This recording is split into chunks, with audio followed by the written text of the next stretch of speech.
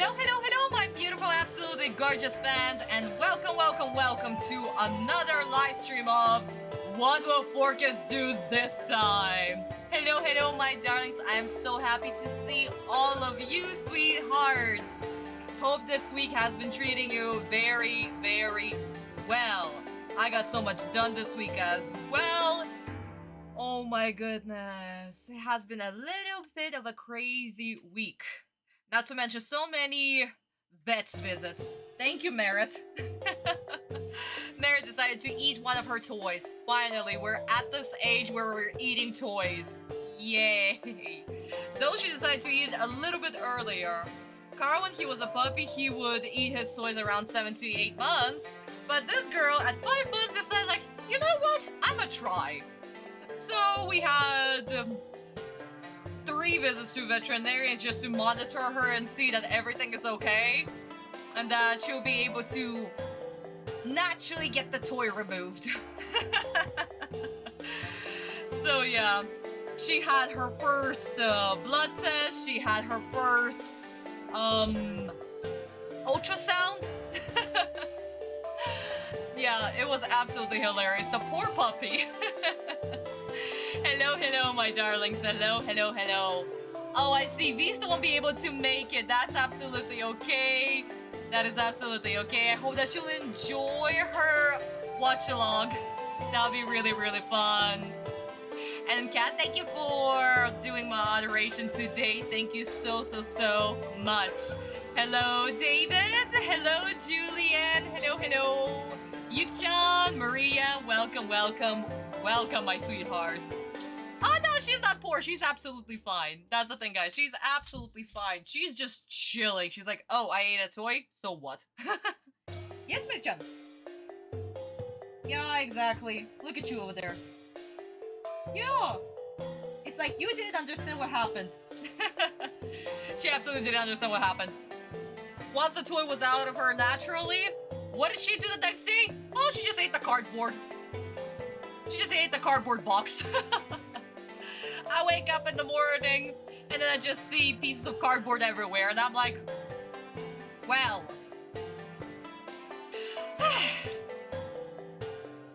Yeah, dogs, I swear. Always an adventure with them.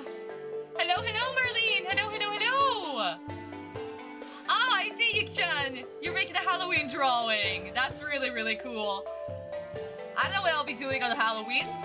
Because, guys, like I said, next week, probably even tomorrow, I'll be creating a poll for you to decide what we're going to do for Halloween this week. If it's going to be an IMV, then, my darlings, you know, I need enough time to actually prepare it for you.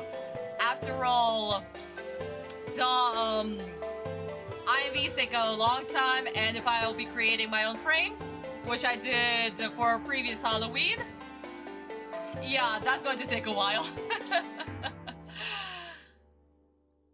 Oh, I see, David, congratulations! Oh my god, that's so cool! For your dad's birthday! Oh, happy birthday to him from me! Oh, I see, Julian, you went to a costume party! That's so cool! Tanjiro! Tanjiro from Kimetsu no Yaiba. What's it called in English? Demon Slayer, yeah? I think she didn't eat string like one of my mom's cats decided to eat. Oh. Yeah, strings are tough. Oh my god. Merit ate a rope. It was her very first toy. I bought her a rabbit, and it had ropey arms. So she took out the arms, the rope, and just imbibed it. And I'm like, well. Ah, dogs, I swear. Oh, I see, Julian. Oh, you went to Synthetical. I see. Yeah, I'm not a fan of Demon Slayer, guys. I have a few friends who love Demon Slayer so freaking much. I am not a fan of it. I tried watching it, I got to episode 25, and I was like, yeah, no, I'm done. I understand for everybody it's an awesome show, but for me, I won't be able to stand the narration upon narration upon narration upon narration. Absolutely just no. That's a no for me. Show me the visuals, don't narrate it for me. You don't need to. You don't need to over-explain stuff. Like, for me, over-explanation, that's a little bit too much. So that's why I never was fond of it. But guys, to each their own, I do not judge, so if you enjoy Demon Slayer, Kimetsu no Yaiba, knock yourself out, guys. Knock yourself out, my darlings. But yeah, like I said, guys, not for everybody. Not for everybody, not for me, in my case. And I have a very specific taste, so... When I first even showed Devilman to some of my friends, they were like, first of all, that's a very old show. And second, they were like, why there's so much blood and gore and nudity? And I'm like, you guys don't understand. But I don't understand where they're coming from. And then Devilman Crybaby came out, and then everybody watched it, and they were like, okay, now I see why you like it so much. So I, in the end, made them read the original manga that was made in the 60s. And then they were like, yeah, no, I completely understand where you're coming from. But like I said, guys, again, Devilman is also not for everybody, so we can all enjoy the things that we like, and everybody has their own preference. So yeah. Oh, you haven't seen it? Yeah, I only watched it because of a very particular girl in my life that made me watch it. Never doing that again. We have very different tastes. It's okay. Exactly, guys. It's okay. Nah, not everybody has to enjoy what everybody likes, you know? I got to see Mario next week. Oh, really nicely, honey. Good. I haven't seen any of the Mario movies. I got your upcoming poll. Of course, David. I'll be adding episode 79. If everybody will decide that we'll watch episode 79, I may skip a few episodes and go back then again. Then yeah, we can. Like I said, guys, it's up to everybody. It's up to everybody what they want me to do for this Halloween. Are we doing another IMV? Are we doing a horror live stream? Are we continuing with the reactions? Or doing episode 79? But speaking of which, my darlings, so, since we're already talking about the episodes, let's jump into our poll. Today's episode is very particular and very interesting episode. So, which studio has done today's episode? We have, as always, Yumeto, we have Sunshine, we have Gala, and Don Gun. Guys, I'm going to make the music a little bit quieter because it's like blasting in my ears right now and I cannot think. So. And then the music stopped. There we go. So, my darlings, today's episode is very particular. It's kind of following the continuity, but also not following the continuity. So it's quite interesting. And I did tell you, my darlings, before that such particular episodes could have very interesting studios working on them. So let's see if you guys will be able to guess it right. Not to mention, today we'll also be meeting our new animator from this studio. Right now, he will only join us for one episode, but then after episode 90, he'll stay with us until the end of the series, and even continue working on GX, on 5Ds. I am not sure if he worked on Zex. I think, yeah, no, he did work on Zexo. I'm not sure about 5Ds or Reigns. This is where I draw the line because I didn't fully finish Arc V, nor did I even watch Reigns. So I didn't check all the animator directors there.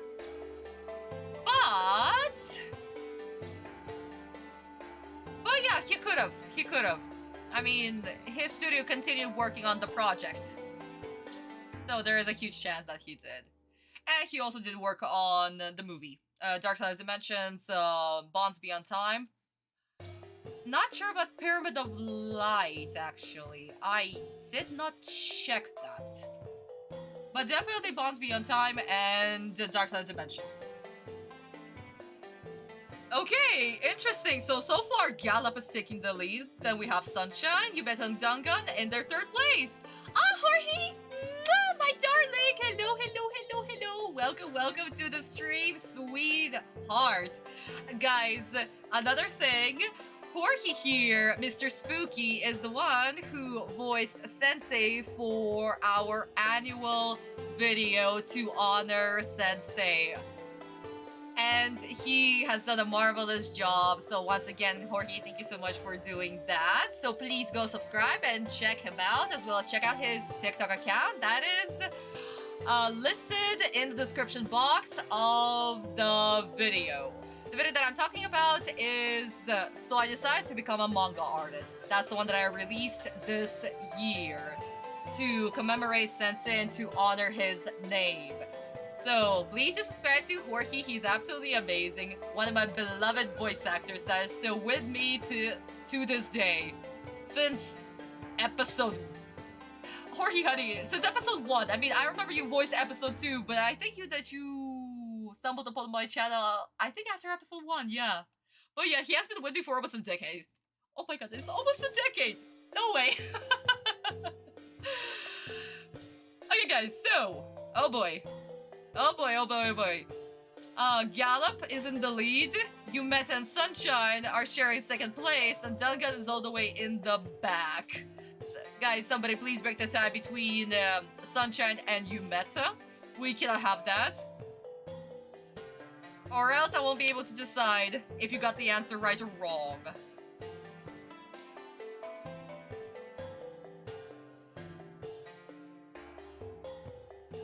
Oh my god, Jorge. Yes, you are a relic. You are my most precious relic, honey. Seriously, you've been with me through thick and thin.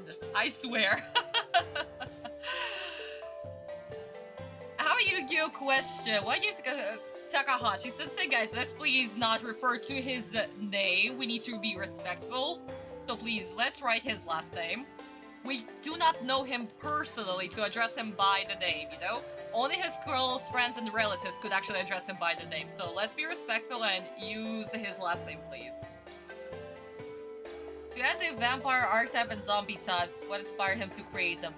I mean, it would make sense because the characters that he originally created this archetype 2. Archetype. What is this English today? Archetype 2 was for Zombie Boy, as Karibo dubbed him, you know? So that's why he created such monsters. And again, guys, his inspiration also takes place back when he was creating monster designs for the arcade games. So he probably had a few fond memories for zombies. And we also mustn't forget that Todd McFarlane was a huge inspiration to Sensei, so Spawn is one of the characters that could also been attributed to that, as well as a lot of older Japanese media. To be honest, like back in the 60s and in the 70s, there were a lot of media that had to do with zombie-type creatures, so it would make sense for him to be inspired by that too. Tezuka is a huge inspiration for a lot of people, and especially the people who work for them and branched out to create their own works. So yeah, I wouldn't be surprised if those also contributed to the vampire or the zombie type monsters. YouTube doesn't let us change answers, so we can't unite the poll unless somebody new. Yeah, somebody else needs to vote. I enjoy recap episodes where the current... I see. Well, hopefully the dialogue is also going to be the same. Otherwise, if 4Kids will create new dialogues for the recap episodes, I'm going to be pissed. The truth is that I do enjoy the series despite thousands of things that happen in the Yu-Gi-Oh series. Aww.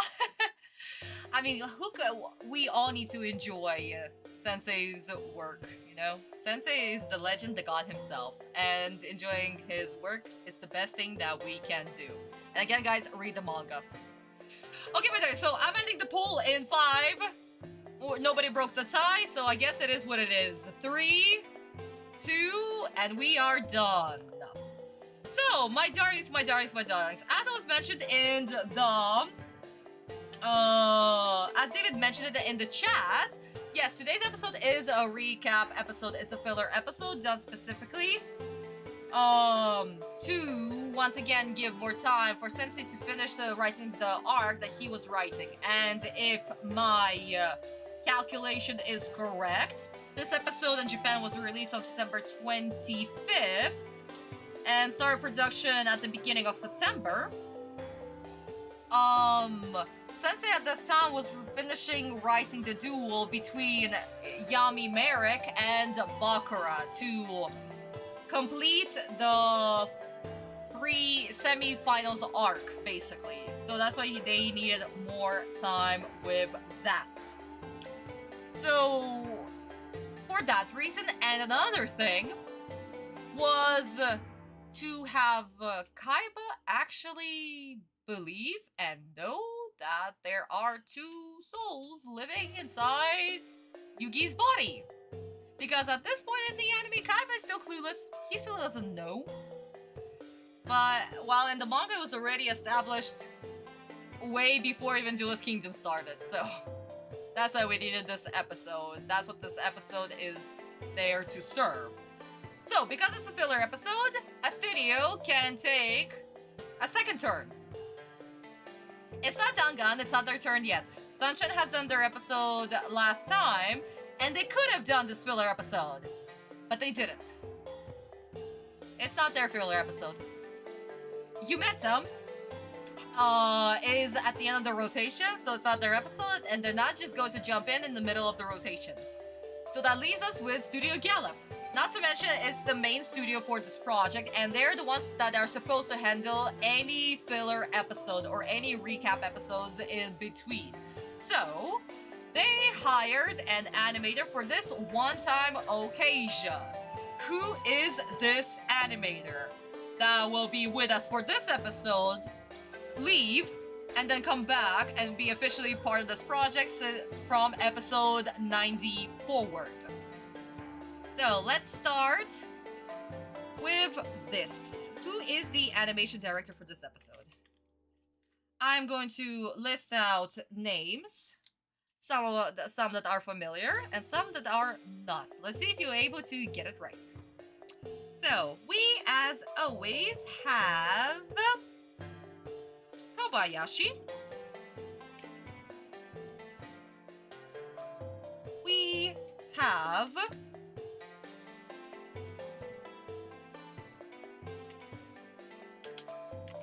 Shimamura. We have Ohara Sensei.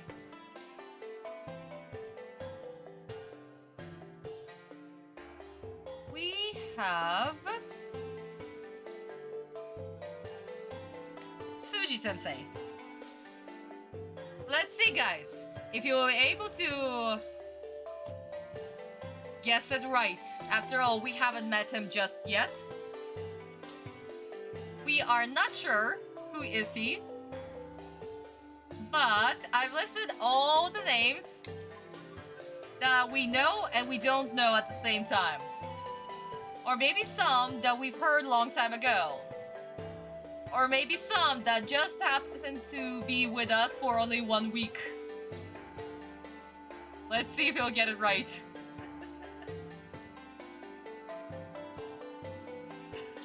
Okay, guys, so while you're voting, let me just read the comments real quick.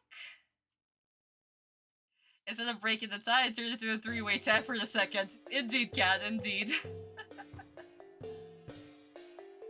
I remember renting classical monster movie DVDs from Netflix October. Dracula, Wolfman, Frankenstein, Mummy, Creature. Oh, yes, David, of course, they are the classics. Oh my god. I loved watching The Mummy when I was a child. Once again, I have a huge problem when it comes to ancient Egypt. Even though the portrayal was it was still great. And again, silent movies are so freaking cool. So, I don't know, it's really fun. Well, it's true, I mean, Yugi-So and Yami-So... Yeah! I completely understand, Yuki-chan. If you haven't read the manga by that point, it's really confusing, and they needed that plot point to happen in the episode because Kaiba at this point, he knows what's going on. He knows that there are two souls. Or at least a dual personality of Yugi, you know? So... we needed this episode. In a way, it served as a recap, a filler, and technically canon, so Kaiba could be up to speed. Kaiba doesn't believe in that occult nonsense, as he says every time, even though Pegasus clearly put his soul in both. Yeah. And that's why it doesn't make sense, you know, because at this point, Kaiba already kind of knows that magic sort of exists. I mean, he has been inside a card in the first arc. That wasn't shown in the Duel Monsters anime, so yeah, it's a problem, it's a problem. That's why we needed this episode. GX have seen the Immortal Werewolf, which reminds me of the werewolf movies. Oh! I mean, guys, when it comes to GX, not every single monster was designed by Takahashi-sensei. We cannot be sure how much the studio has designed or how much Sensei has designed.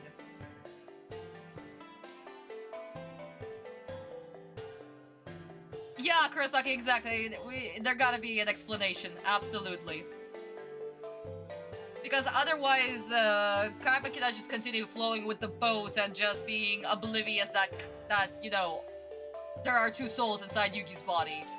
At this point, it was okay by this point, but now in the second arc with Battle City, yeah, he needs to be up to speed. But he gets Takahashi-sensei to come up with the werewolf archetype. Actually, dude, I have no idea. Like I said, if they have, the monsters that appear in GX, we cannot know if they were designed by Takahashi-sensei, so it could have been just the studio's thing, the monsters that they come up with. I will probably need to check the credits to see who are the designer for Duel Monsters for GX, but other than that, I cannot be certain, honey. Yeah, classic Universal monsters are great. And again, technically, Universal are the first studio, Hollywood studio, that decided to do, basically a universe, you know? Something that Marvel picked up later on with their thing, with their Marvel movies. We don't talk about, yes, we don't. That thing was horrible. Everything about it was horrible, except for Tom. Tom was freaking amazing. He was absolutely, like, his acting once again, he prevailed, but he also kind of looked like, I am so bored in this movie, but I need to act, so I'm gonna. But you know, that movie is absolutely terrible. I feel like grabbing him by the face and slapping him and saying, how can you not be real, you're blind. If I remember correct, Takahashi-sensei drew Dark Magician Kuribo, Guy the Fierce Knight, Summon Skull, Mystical Elf first. He did. Technically, Blue Eyes White Dragon was the very first Duel monsters he have drawn. Other ones, they were more they closely resembled Dungeon. Oh my god, what's the game called? Dungeons and Dragons, D&D. They closely resemble that, so that's why they weren't like very specific or have particular, you know, design to them, since they were just throwaway monsters basically. But yeah, Dark Magician, Gaia, and Fiend Demon were the very first monsters that he drew. And again, the design is absolutely marvelous, something that Sensei is so good at. Again, his background in designing monsters came to play.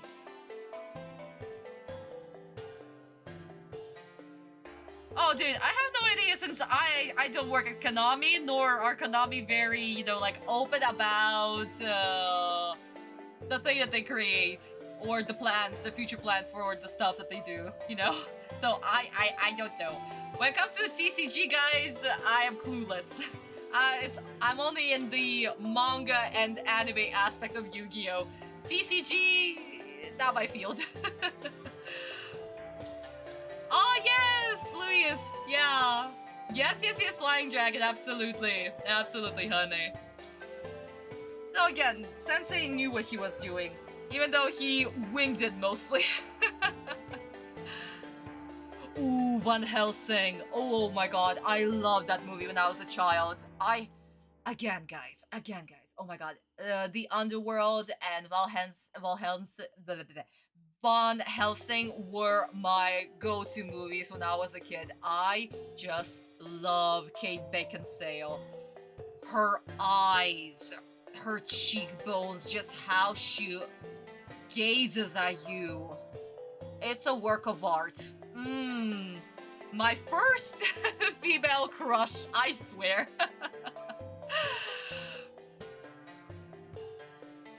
Oh yes! Yes, Jorge, you did.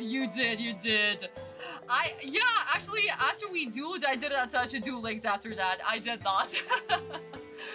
Like I said, because actually, even before you asked me to duel you, at that point I didn't even open the app for like a month or two. Because again, guys, that's not my thing. Surprisingly, I am not so fond of Duel Monsters. Like as a TCG game, I'm more fond of it how Sensei has written it as a way, as a tool to tell the story through the game. So, the future duels that I'll also be writing, yes, they will be following the theme of telling the story more than actually following TCG rules much. I'm so sorry. That's not my thing, guys. I am very, very sorry. I'll still try to, you know, tweak it a little bit, but it's still going to be more of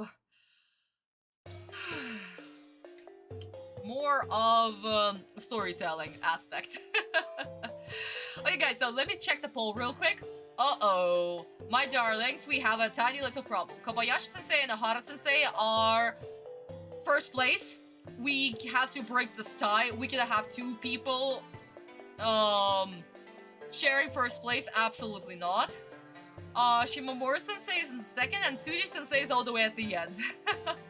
Somebody please break the tie. Recast your vote, or if there's somebody new, please vote, because we cannot have a tie. First place cannot be tied. Absolutely not. Absolutely not. So please, somebody, break the tie real quick. I watched my Helsing behind the scenes footage where the werewolf vampires, yes, they were motion captured, and they were, absolutely. No, the whole Van Helsing movie, it had such a bad rap when it came out because it was like, oh, it's another action flick with zombies and, you know, other stuff, so... Oh, well, not zombies, vampires and werewolves, so it's another just a... Oh, you can't recast a vote? Aw, crap! Oh no! I see, my darlings. We need somebody to break the tie, guys, come on. We need somebody to break the tie. Otherwise, we're gonna have a problem.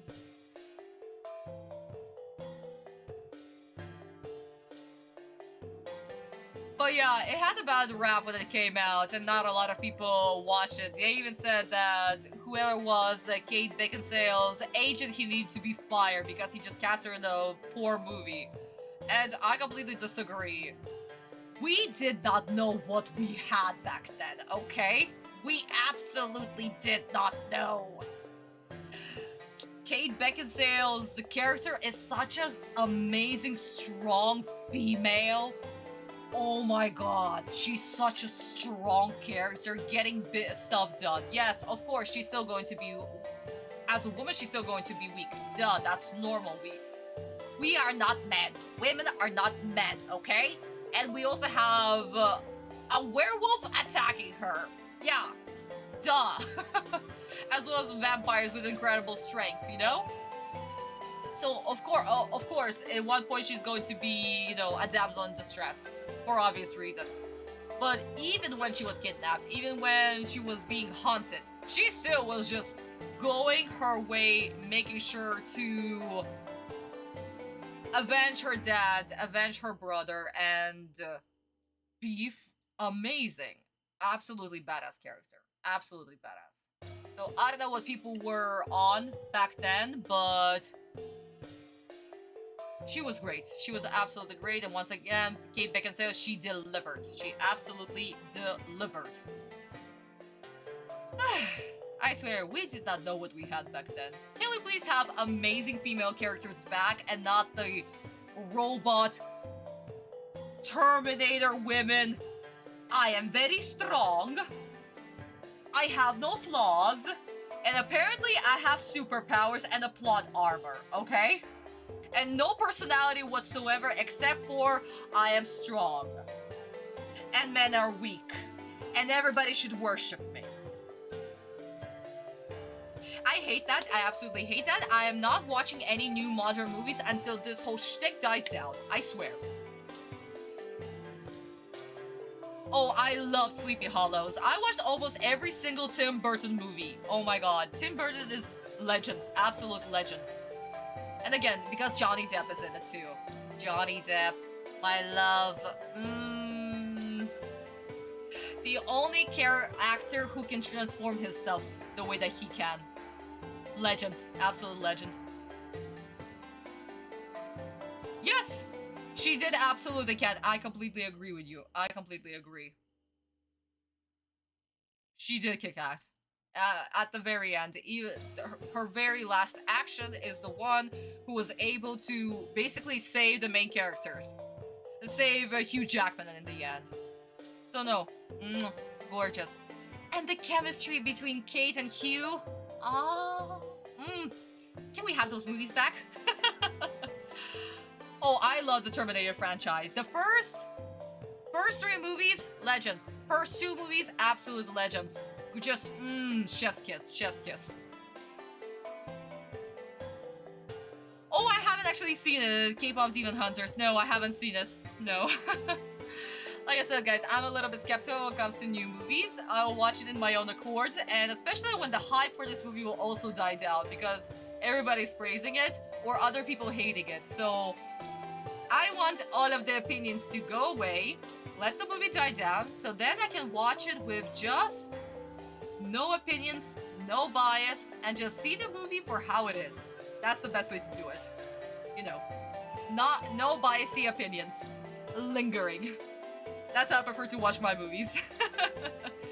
Okay, guys, so nobody broke the tie. Well, I guess I'm gonna let YouTube decide for us. Let's end the poll. And YouTube decided that Kobayashi-sensei is the one in the lead. Oops. So, my darlings, let's see. It's not Tsuji-sensei's episode. Tsuji-sensei has left us. Sadly, he left us. He will not be with us, and he has been gone since season 1. Shimomura-sensei, our beloved Shimomura-sensei, is also not with us anymore. Somebody else took over his spot in the rotation. Also, very sadly as well, we loved Shimomura-sensei. Absolutely loved him. The one who took his spot in the rotation was Kobayashi-sensei. He has been with us for a couple of episodes already. We absolutely love him. But once again, he won't be with us for a while as well, because he has other projects that he needs to work at the time. So, the animation director that was hired to do today's recap episode was the great, the amazing, probably my second favorite animation director from Yu-Gi-Oh! From Studio Gallop, Ohara-sensei. I love him and Hirayama-sensei equally. Their styles are so unique, so great. They complement each other so well. But when it comes to Ohara-sensei, because this is the first episode that he'll be doing, and he was originally only hired to do just this recap episode, the model of the characters are gonna be very, very off. And even once he'll come back to the project from episode 90 and continue working on Yu-Gi-Oh!, his models are still gonna be off. For like at least 5 or 10 episodes. But once he'll get the gist of it,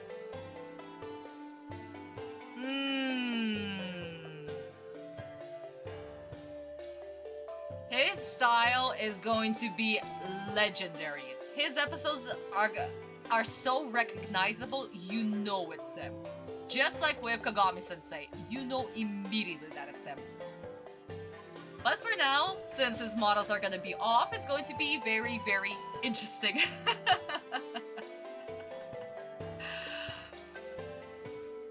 If you want to see Godzilla vs. Werewolf footage, I can search. Oh, yes, dude, please. Can you please do that? You can post it in the community tab in the posts, or you can post it in the community for you know, for my fans, for the subscribers to interact with the content creator, technically me. You can post it there too. David has been posting a lot of stuff there too. And another thing about this community thing, finally, YouTube decided to add the desktop version of it. Because, oh my god, because YouTube doesn't work in Russia, I cannot access my YouTube Studio from the app on my phone. So, I can only do that from the desktop version. And of course, YouTube didn't have the desktop version just yet because it's more... First, it does everything for the mobile users, and only then it does it for the desktop creators. Go figure. So finally, I'm able to access the community tab there. So guys, leave your stuff. Leave 8 that you want me to react to. And I can finally now type the comments and respond to you. Yay! Because I couldn't do that. You can only do that through the phone and not through the desktop version. But now you can. Starting from this week, now you can. Thank you, YouTube, for doing your job.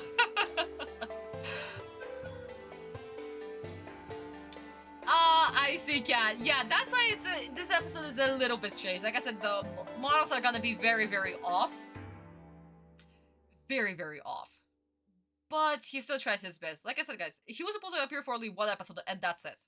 But once the another animator from Studio Gallop leaves, he'll be hired full-time as an animation director for the episode. So he'll stay with us, and then he'll develop his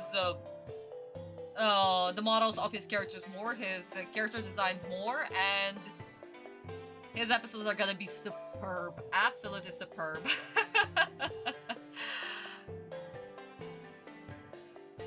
Oh, you watched it on YouTube! I see, David. If you want, you can send me. I would love to watch it too. I still haven't watched the documentary. I apologize for that. I still haven't watched it. Like I said, very busy week this week. The page that I was currently working on for GTT had some very interesting details that I needed attending to. Not to mention what I need to do for this page. Oh my god. I swear to god, I'm never drawing chains ever again. Even though I'll be drawing chains all the time, full time. But I hate drawing them so much. But it needs to be done. So yes, the chains were the bane of my existence this week. That's why I didn't have time, my darlings. But that's all going to be for the future that you're going to see. And speaking of which, my darlings, oh, perfect moment to end the music part of our stream and jump into the promotion part. Since we're already discussing Yu-Gi-Oh! GTC. My darlings, please, if you haven't liked this video, please do like this video. If you are new here, welcome, welcome, welcome. I scream at 4 kids 3 times a month, as per usual. And also, my darlings, please do subscribe to my Boosty page. Right here, the QR code is up on your screen, so please scan that so you can start reading Yu-Gi-Oh! GTC today. On the 27th of October, I'll be posting page 2 to chapter 2 of volume 3. So please do go check it out right now. As well as I'll be posting a poll for the motion comics of chapter 1 there too. And only my subscribers will be able to decide the fate of the motion comics. So please, go here, scan the code, subscribe to a tier, and enjoy Yu-Gi-Oh! GT in all of its glory. After all, you only have 2 episodes, and the continuation right now is in the manga format, available on Boosty for now. In the future, hopefully, I'll be able to open Patreon once Swift will be available in Russia again. Please, gods, let it be available to Russia again. Thank you. So yes, my darlings, please do that. And also, huge shout out to my Boosty subscribers. To Visa, who said I won't be able to join us at this live stream, but hopefully we'll see her next week. And to Nox, my very first Boosty subscriber, who still subscribed to me to this day and renewed her subscription for 1 year. Nox, thank you so much. And of course to FallenShonen for being my newest Boosty subscriber, and who is also with me as my fan since this project basically started as well. So thank you guys so much for supporting me. So if you want to have a shout out and to start reading Yu-Gi-Oh! GC, please, QR code right here. Also pinned in the comments in the chat, as well as in the description box. Go check out Yu-Gi-Oh! GC there. But my darling, so let's start. Let me have a sip for courage. The court is officially in session for episode 74, done by the amazing Ohara Sensei, who will be with us for 1 episode and join us from episode 90 forward. Oh my god, it's going to be a doozy. Since this is a recap episode, I really pray to God that 4Kids are not going to destroy this episode and not write dialogue, because in the previous flashbacks that we've seen, 4Kids for some reason were writing unnecessary dialogues, you know? Instead of just recapping and just showing the flashback of what already happened, they written new dialogues for the same scene. Why? So I am praying that it's not going to happen. We're going to have a nice live stream. We're not going to hit the negatives, I really hope. And that they will not ruin Kaiba. Oh my god, I hope that they're not gonna ruin Kaiba, I swear.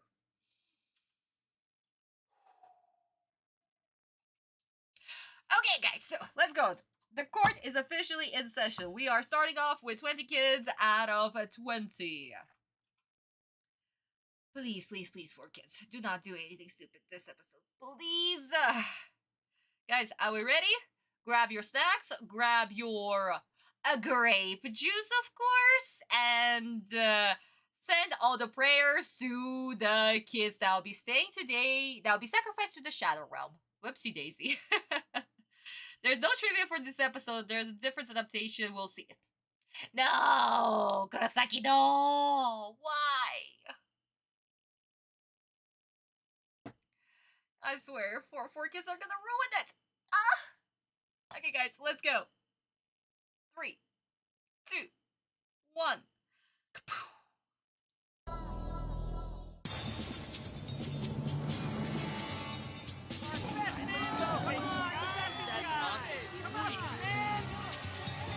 My Sword Hunter will demolish your dino in no time! Sword Hunter, attack now! That's the stuff. Nice shot! Huh? Come on, let's go! What's going on here? Don't you have school? Look, some of us have to actually get to work! Get lost! Sorry, pal, but you'll have to back it up. The road's closed. I didn't see a sign. This section of the city is shut down for the Kaiba Corporation's big event. Tough break. But what kind of event could take over the whole city? Why, Kaiba's Battle City Duel Monsters Tournament, of course. That is absurd. Look, just doing my job, okay? So please move your car. Yeah, will do. Battle City Tournament. Shut down the city. For this.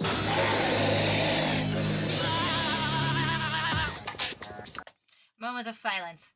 The absurd was the dialogue that I just heard. Okay, that was absurd. That was absolutely absurd. Okay, so we're starting strong again because of course we are. Where are my kiddos that will be sent to the Shadow Realm? Forkins dialogue. Because of course. They couldn't even just have a normal dialogue of explaining what is going on. No, we need to have random jokes for no freaking reason. Because why would we just have a random explanation? Why? Why we couldn't just explain that there is a battle city, the city is closed, it's fine. No! We still needed to have mumbo jumbo. So that's 2 kids. I am not sorry.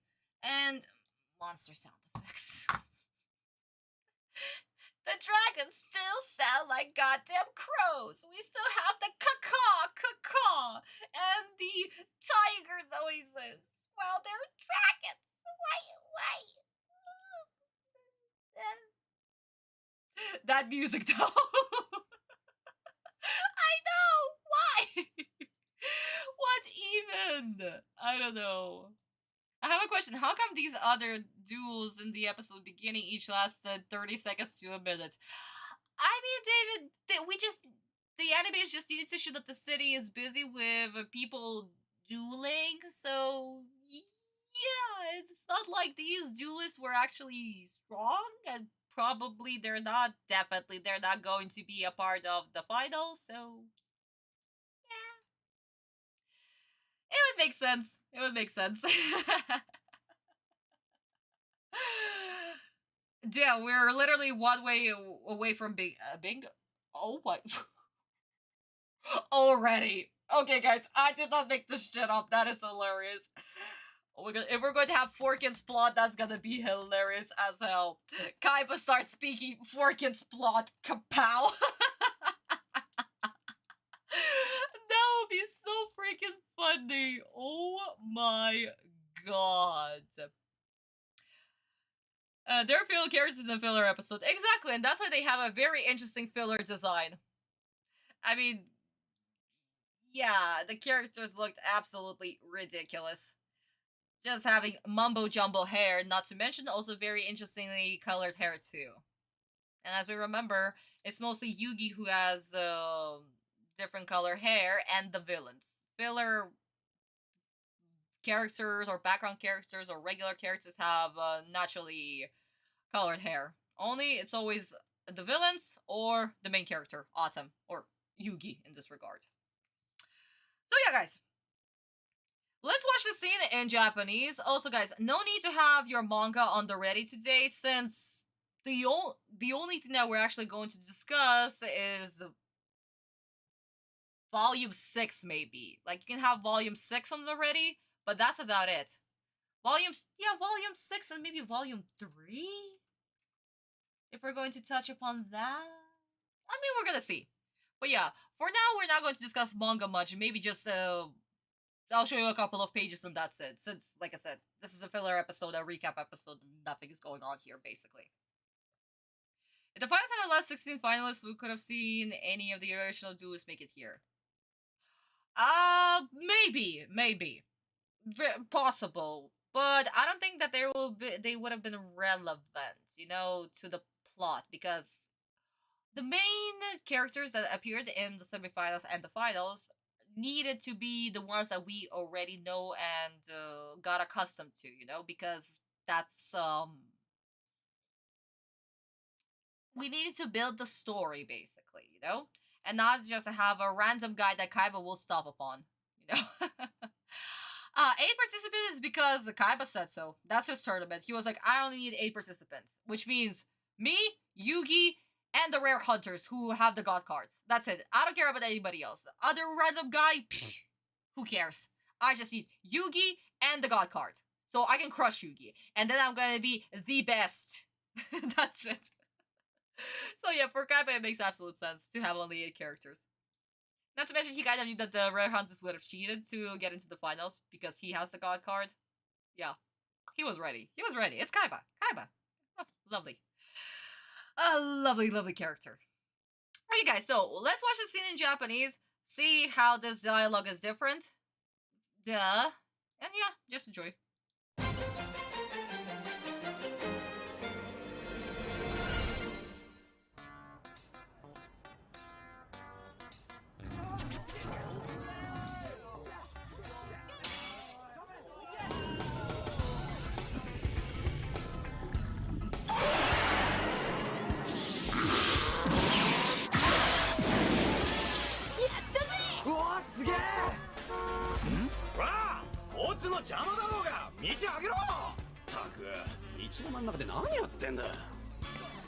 あんた、悪いけど迂回してもらえるかな。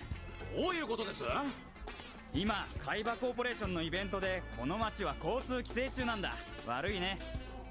一企業のイベントで街中交通規制？まあこの街は海馬コーポレーションの城下町だからね。むちゃくちゃな。そう言われても許可出ちゃってるし。下がってよ。おい！ったく海馬って偉そうに。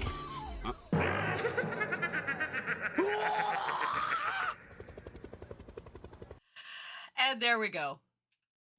Straight to the point. We have the event. The traffic is blocked because probably a lot of people definitely ask questions like, okay, this tournament is already, say, it's like 2 days straight, basically, you know? How do people get to work? And yeah, because Kaiba, he's rich. He controls the city. Duh. Oh, not to mention the policeman's Japanese. It was so polite. It's so freaking polite. Oh my god. Japanese policeman, too freaking polite. Oh my god. And of course the guy is pissed, obviously. He just used to get to work. He's already overworked, probably. Because Japanese company. But yeah. Straight to the point. Makes sense. We got a little funny gag at the end. And how much people hate Kaiba. Perfect. Great. Straight to the point. No unnecessary dialogue. Thank you, 4Kids. You failed already. I can vibe to this music. Oh yeah, this music is fun. This music is fun, guys. Like I said, my darlings, if you want to check out the dual sound, it's available on YouTube. All 4 volumes of dual sound are available, so you guys can listen to it and enjoy. I mean, that's how I started my live streams at the beginning. I always grab an OST from the original Japanese soundtrack. Since Sword Hunter has the effect to possess the monsters as equipped magic cards he killed, how come he never see the 2-head?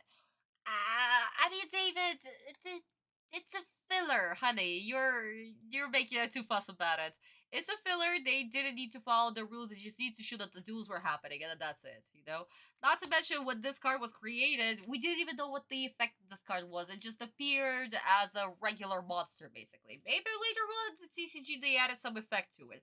Probably over here? Nah. It was probably just a regular monster that just destroyed a T-Rex, and that's it. So yeah, guys, don't even think about the duels here. In the fillers, there is no point to think about the duels. Unless they were written specifically to create the story. So yeah, you know.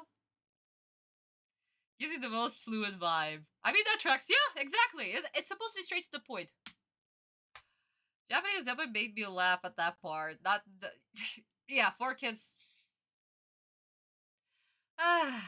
4Kids, you had one job. To localize the greatest anime in all of this universe. You failed. Kind of. They still got the attention.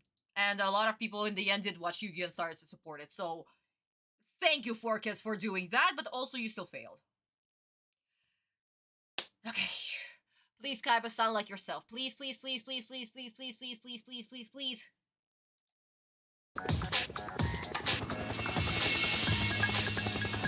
The Rare Hunter's hideout. We're just about 11 miles away. I know exactly where those creeps are keeping Taya, and Joey should be nearby. We'll get them both out of there in no time. I'm concerned with more important issues, like finding the 3rd Egyptian god card. Tell me, Yugi, who exactly is this Marek? He leads the Rare Hunters, but what else do you know about him? Well, I've never actually seen his face, but I know that he possesses a Millennium item much like my own Millennium puzzle. Those again? Spare me the bogus magic talk, Yugi. Kaiba, you have already experienced the great power of a Millennium item firsthand. Or have you forgotten about Pegasus and his Millennium Eye? Now, Kaiba, time to go. The Curry Box, emerge and attack.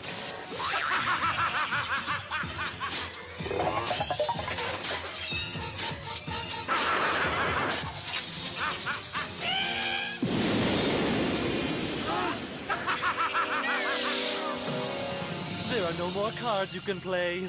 Therefore, you lose, Kaiba boy. And you've lost much more than just this duel, haven't you, Kaiba? You've lost the only chance you had at rescuing your baby brother. You let him down. But don't worry, my dear friend. I will spare you the agony of carrying on in this world without him. What is that? It is the final fate of your soul, Seto Kaiba. Experience the power of my Millennium Eye.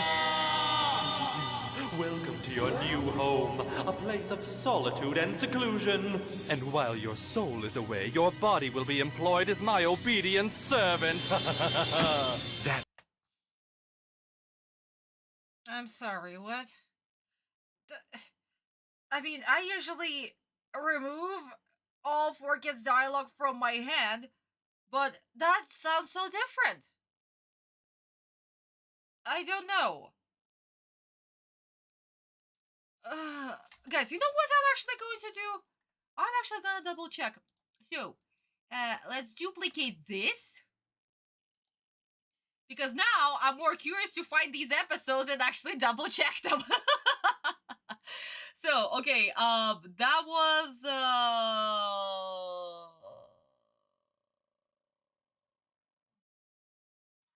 episode 24, then we had the Kaiba duel, then we had, no, this was the duel between Anzu and Mai, then this episode, the Kaiba duel, then one more, and then this is where they lost.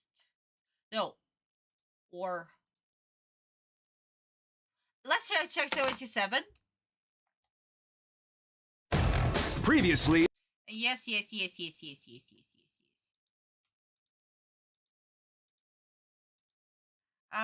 Yep, it is episode 27. So guys, let's just, for funsies, check if they actually grabbed this flashback.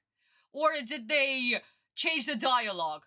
Because if they did, what can I put it as? Americanization? 4Kids logic?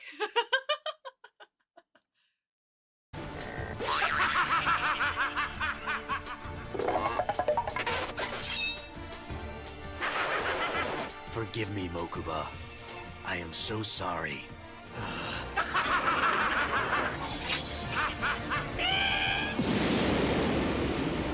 No way!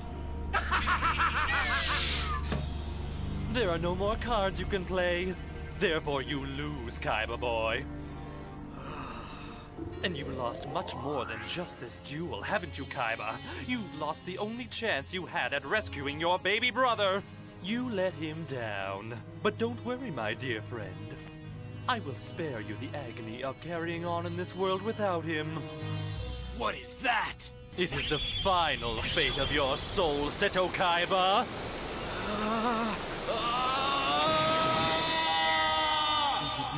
Welcome to your new home, a place of solitude and seclusion. And while your soul is away, your body will be employed as my obedient servant. The brothers Kaiba. One. Yeah, at this point there is no, yeah.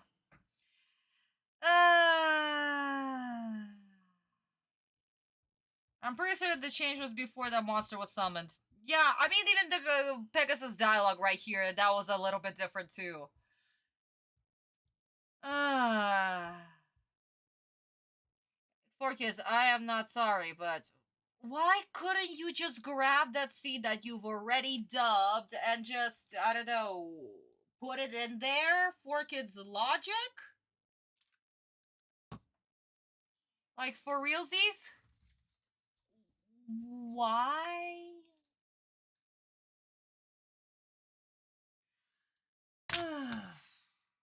It's not just that. I also don't like Kaiba. Once again, I have problems with Kaiba. Kaiba talking nonsense.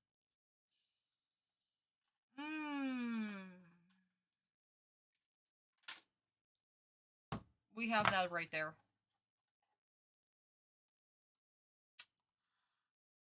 Well, we couldn't just have a playback. We couldn't just have a regular playback. Amazing.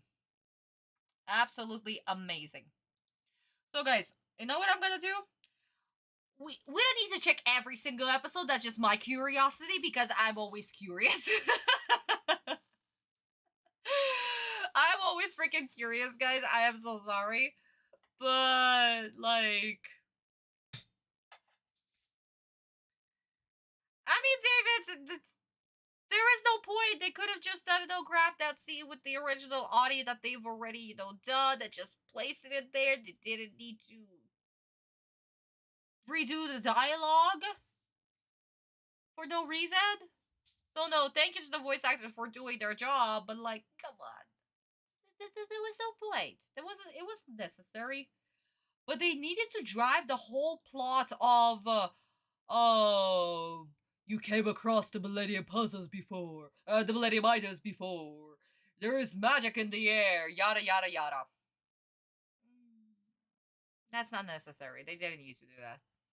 So guys, let's finish this scene because I am very curious to hear the next line of dialogue. That was just a cheap trick. But Seto, Pegasus did use his Millennium Eye to trap us. That's enough. Just drop it, Mokuba. You can believe whatever you choose, but I assure you my puzzle is no trick.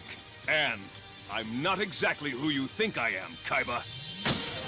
I am actually a 5,000-year-old spirit who lives within the chambers of the Millennium Puzzle. 3,000. That's a lie. Do you honestly expect me to believe you? It's true, Kaiba. At one time, I lived in Egypt. It was there I ruled as Pharaoh. As Pharaoh? No way! That's what that woman told me. But it can't be. Oh, commercial break. Yay! Okay, yeah.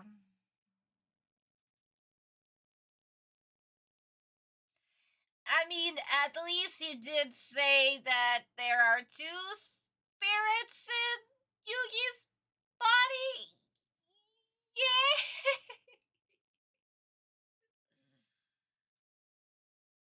Oh, yeah. You know what? Making a powerful scene feel meh. Where is it? Yeah. No. That was meh.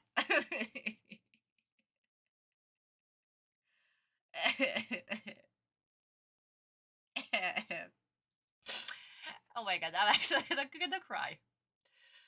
Oh good god. Okay, so we have this. We have this apparently.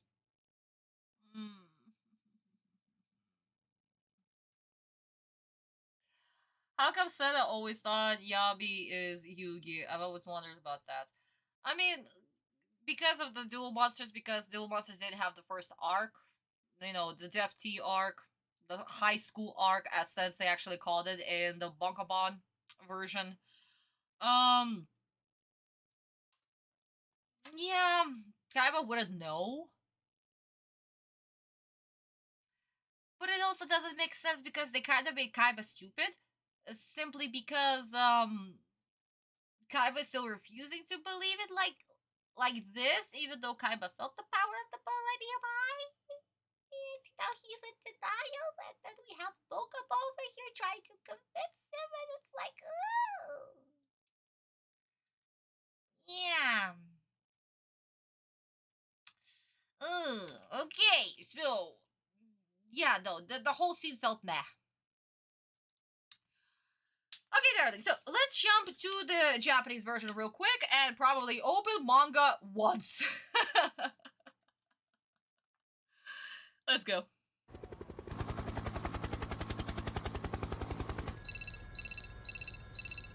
Ni-sama, もうすぐドミノフトだよ。みんな無事でいてくれ。神のカードを狙うグールズのマリクとか言ったな。ラーの抑止竜を持つその男の素性を貴様どこまで知っている？俺は奴の姿さえ見たことがない。分かっているのは俺同様、千年アイテムを持つものだということだけだ。ふん、バカバカしい。またあの悪趣味なオカルトグッズか。海馬、ペガサスの千年アイテムの力はお前も身をもって体験したはずだ。私の攻撃デビルボール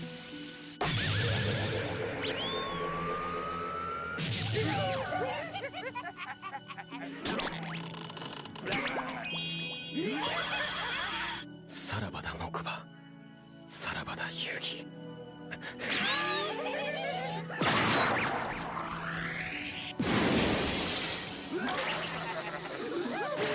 ユウの手札はつきました。したがってユウの負けです。ユウも木馬ボーイと同じ運命をたどるがいい。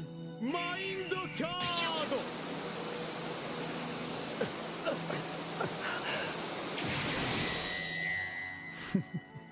これでユウのマインドはこのカードに封じ込めました。これからは従順な私のしもべとなって私のために尽くしてもらいましょう。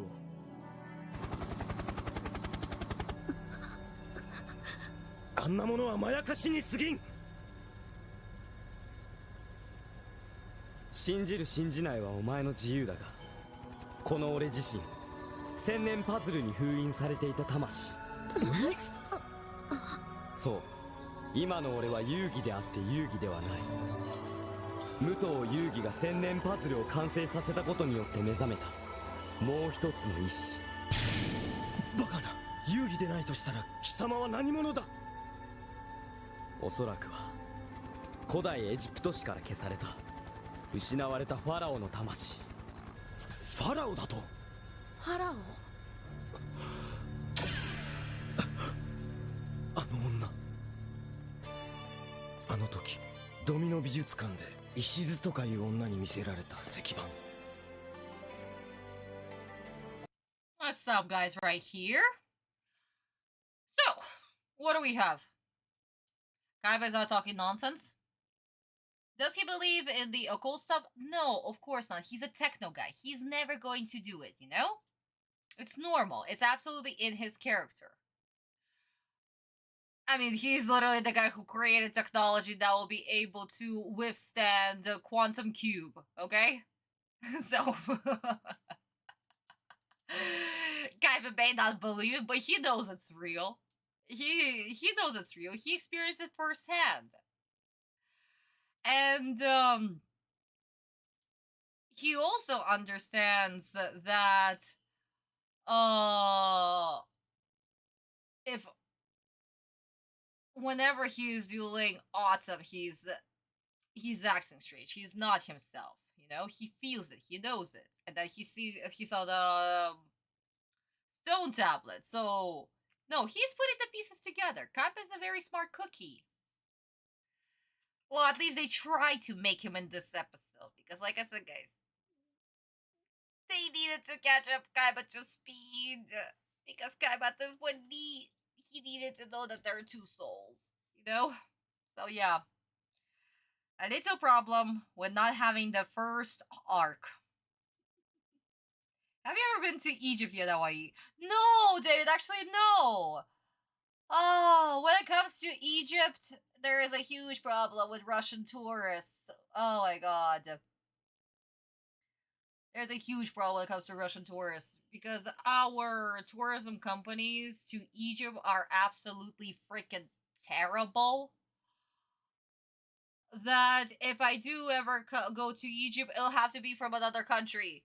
Otherwise, I'm going to end up in the worst place possible. But I studied Egypt, its map, its geography religiously. That if I do go to Egypt, probably on my honeymoon. If I'll ever get married, I'm going there for my honeymoon. 1 month of not leaving that place. And just going through every single temple that I've learned by heart.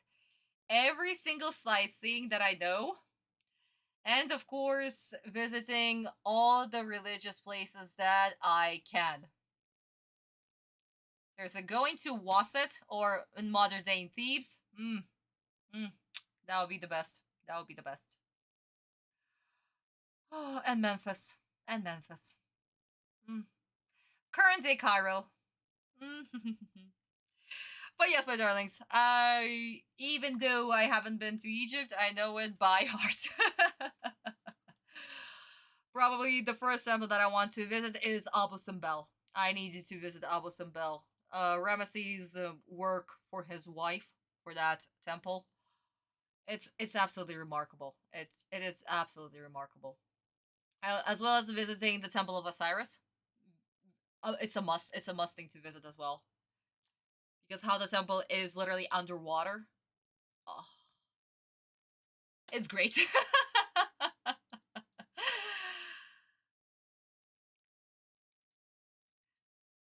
I mean, the Great Pyramids, of course, everybody admires them. If only we could see them how they used to be, all covered with limestone. Oh my god. And the gold on top. That would have been a blessing. Sphinxes is, I believe in the theory that the Sphinx is actually older than the pyramids. Because again, if we look at the foundation, how the rock is decrepiled. But the head appears to be so new, even though all of it was under sand. Kind of shows a different side of aging. So I believe that the Sphinx, the theory that the Sphinx is much older than the pyramids themselves. And the Nile is absolutely beautiful. Another interesting fact about the Nile, guys, so, a history lesson by yours truly. Nile actually moved. 10,000 years ago, it was much further than it is right now. If Nile is right here, now, currently, the Nile 10,000 years ago was actually here. And it slowly moved. And so did the people. How do we know this? First of all, because of the very first, how to say, not sun watch, sun clock, the very first sun clock that is located much further in the Sahara Desert. Yeah, that thing is 10,000 years old. And again, Egyptians are the ones who created it. And its signals, as well as the carvings that were found on various rocks and the burial places. They show that people used to live there, and they moved along with sundial. Yes, cat, thank you. I forget words. I forget English words that I don't use in my daily life. And I already use very limited English in Russia, so yeah. So, where was I? So we can actually see how the Egyptians, ancient Egyptians, even before the two kingdoms were united by King Menes, how they moved along with the Nile. So guys, it's very, very interesting. Do check it out, how Egypt was 10,000 years ago. And just even look at the first sundial that was ever created. Way before even Greeks did it. I'm telling you, Egyptians, remarkable. They even had their first mummy, which dates almost 6,000 years ago. Unbelievable. Absolutely unbelievable. Okay, bugs, can we shoo from my camera? Thank you? Oh my god, it's almost winter and we still have flies. Good god, Russia. Russia, that stupid ass nature. Okay, my darlings, so this is where we can finally grab our books. Oh my god. So let's grab volume 6. And actually, yeah, volume 5 too. Let's grab those. And volume 2. You know what? Yeah, volume 2 as well. So, what? So, 3,000 years ago, that was,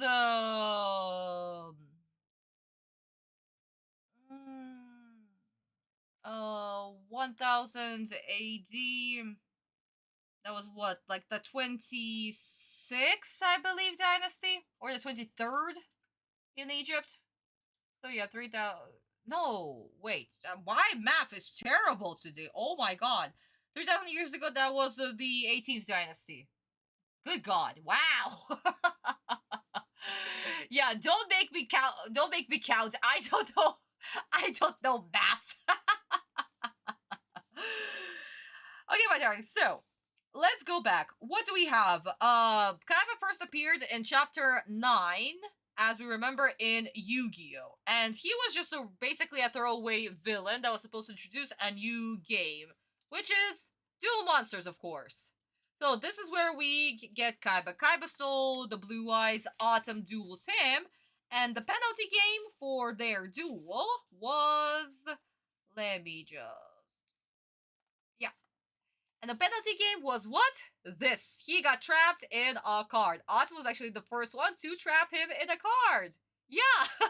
It wasn't Pegasus first, it was Autumn. So yeah, he just made him live inside the Duel Monsters world. That was his penalty game. When do we have Kaiba again? We had Mokuba that would appear various times. Actually, no, not volume 5, volume 4. Defty started in volume 4. Never mind, guys.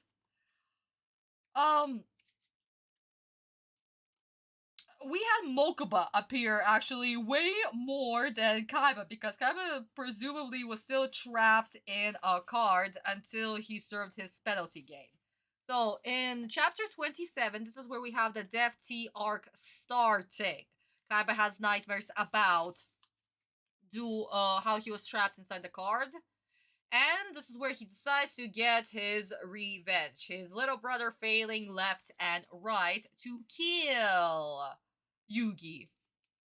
Because at this point, Yugi still didn't know.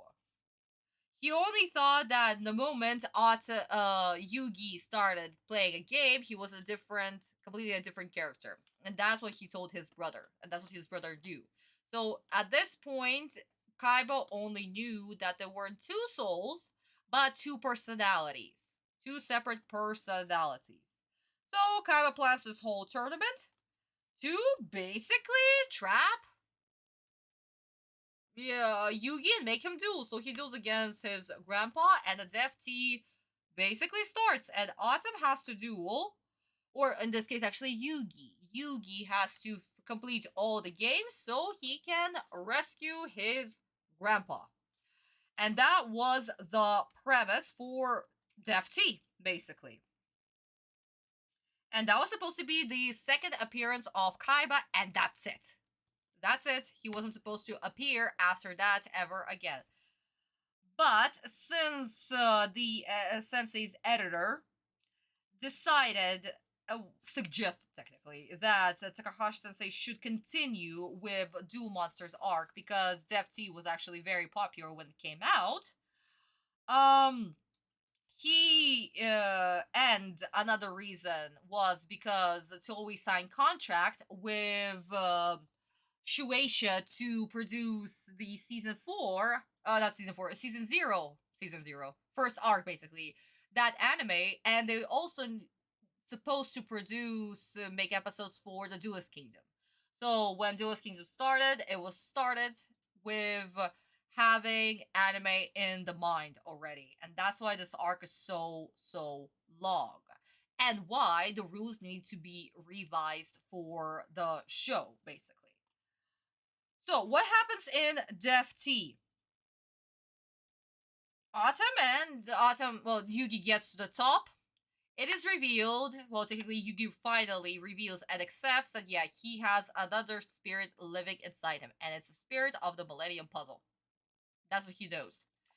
And this is where we are. So Kaiba and Autumn duel against each other. And this is where Kaiba slowly starts to realize that there's more to Autumn, basically. But as we know what happens in the end, Sensei's favorite scene right here, he even said it in the Bonkabon version that this scene right here is his favorite. That Autumn realizes that he's not alone. So yes, this is the most important page that Sensei has ever created. Still his beloved page spread. So Autumn draws Exodia. And of course, Kaiba loses. What happens with Kaiba? He gets trapped. Autumn plays a penalty game, Mind Crush, where he crushes his heart. And Kaiba needs to put it back together. So this is what happened. And this is why Kaiba knows that there's magic in there. And he, at this point, knows that there are two Yugis, actually. Not one, but two. Especially when he comes out of his coma in Duelist Kingdom. When he's talking to Yugi, he's literally saying, tell the other Yugi this or this. That's it, basically. So, by the time this plot happens in the manga, Kaiba is already knows everything. But since in the anime, Kaiba still doesn't know, that's why we have this stupid recap episode. To basically, well, technically to give Sensei more time to finish the duel between Merrick and Bakura in the semifinals. And as well as to catch up Kaiba to speed, basically. So yeah, here we are. Let me read your comments real quick. The poor lost thing a little his sanity. Yeah, Yugi did, because of Honda. And Honda could have just taken off his jacket. No, he decided to just stay. I'm so pissed about it. Death on the Nile, which was filmed in Egypt now. Oh my god, David, no freaking way. I want to watch that movie. Oh my god. But I totally forgot about it. Jesus Christ. Dude, thank you so much for reminding me. I'm gonna watch it this week. Good god. Like, I last week rewatched The Egyptian. It was such, I love that movie. I freaking love this movie so much. It's such a great movie, such great portrayal of not just of like regular people like Horemheb or Akhenaten or even Nefertiti, but just using Egypt overall, like the aesthetics, the religion, everything. Even the tools actually looked proper, not just there for props. So yeah, guys, I recommend watching The Egyptian, made in 1957. Absolutely a great movie. But yeah, thank you so much. I totally forgot this movie existed. So yeah, I'm definitely gonna watch it this week. Thank you. I mean, Honda's shirt was stuck too. No. His shirt wasn't stuck. That's the problem. His shirt wasn't stuck. It was only his jacket. Okay, nope. It was in the 4th book. That was the end of the 4th book. Guys, I'm going to show this to you. We're gonna have a field trip with this. Let me just zoom in real quick. Guys, look. Nope, the shirt is there. It's just the jacket. Honda, take off the goddamn jacket, you idiot. So yeah, no, Honda played the hero. Thank God he did not die. Of course he wouldn't die. Sensei would never have Honda die. Honda is too freaking important to the group. So yeah. Okay, my darling, so that was the context for the manga. We're not going to touch manga anymore, just to fill you guys in for why this episode needed to happen, why we have this recap episode, what were the reasons for it, and yeah, just to catch you all up to speed if you haven't seen the previous live streams. But again, my darling, so I stalled long enough. Let's continue with 4Kids. Your Pharaoh's story's not true. Ugh, there's just no way. That woman Ishizu told me the same lie at the museum.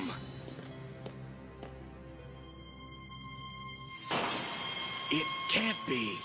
These carvings look like duel monster cards. There's a theory that in ancient times these monsters were real. Egyptian sorcerers summoned monsters to Earth to do their bidding. But they soon realized that the monsters could not be controlled. They destroyed countless villages and brought Earth to the brink of destruction. The citizens turned to the Pharaoh for help. Though he could not permanently defeat the monsters, he managed to use his magic to seal them away in stone tablets and brought peace to the world. However, over time, evil sorcerers learned how to control the monsters and release them from the tablets. With their army of powerful monsters, the sorcerers were confident that no one could stand in their way. They betrayed the pharaoh and waged an all-out war against him. This is the one you must look at. This carving is the reason I've called you here tonight. It depicts one of the main conflicts in the war between the pharaoh and his greatest opponent. Ugh, that's the pharaoh? But that's Yugi! On the left is the sorcerer fighting against him. That's you, Kaiba. If you still have any doubt, look at his monster. It's the Blue Eyes White Dragon. You, Pharaoh, what a joke. I spoke to that crazy woman also, Yugi, but unlike you, I didn't buy into her story. Look, what Ashizu said was true. I know it. The events of the past will occur once again, and that same great evil will return to threaten us. I know who I must stop. And I'll never forget the day. I'm sorry, but am I on glue or is there another dialogue change that just happened? Because all of a sudden I once again don't recognize half of the stuff that's said. Though I do remember that this episode had a negative 26 out of 20 because I was so pissed at it. Not at the Kaiba part, I was pissed at the whole Autumn Yugi dialogue. Oh my god.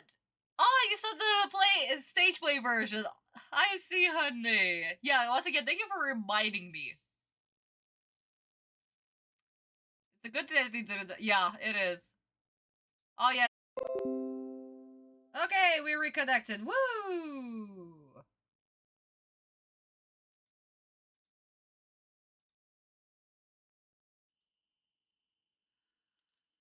Oh, here we go again with the internet problems. Whoever is attacking us again.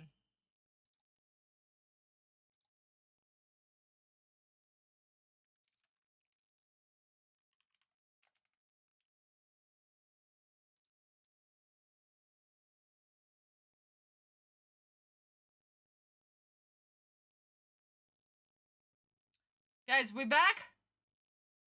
Woo, finally. I am so sorry.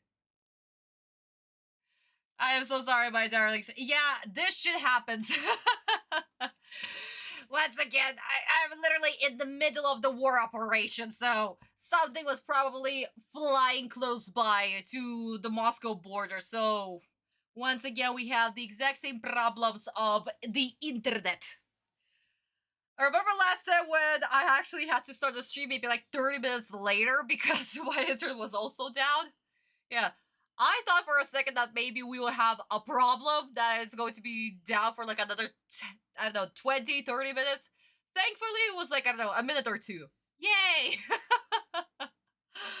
Oh my god. I am so sorry, my darlings. I do apologize for this little inconvenience, sweeties. I'm very sorry. And my comments are not loading. Why? Let me just refresh the page real quick. Oh my god. I swear to Buddha. Okay, there we go. We're back. No, guys, we did not lose any kids. We did not lose any kids. It's okay. Okay, is the chat okay in the OBS? Okay, the chat is also okay in the OBS, because usually when we have such reconnections, the chat usually dies. But no, we're good, we're good, we're good.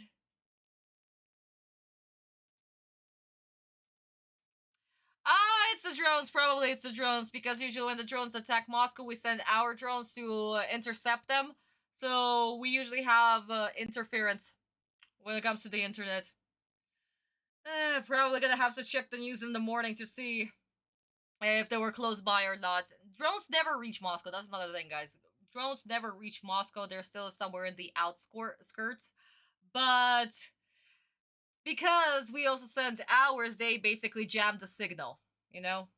So, yeah. A usual typical problem at this point is something that we've been living since 2022. Reality of life and nothing that we can do. So guys, I'm so sorry. Okay, sweetie, so where were we? Do we need to check that Ishizu's dialogue with Kaiba was different or nah? Do we need to check it? Or we already know that there was a dialogue change? I know, Cat World, can we not? Reality of life, my darlings. No, nothing to be done. Dude, actually, I have no idea how this happens, you know? I am not into much of this tech theory stuff when it comes to that thing. I am as clueless as any other guy, basically. Something that I learned because my friend also discussed it. So, yeah. So, yeah.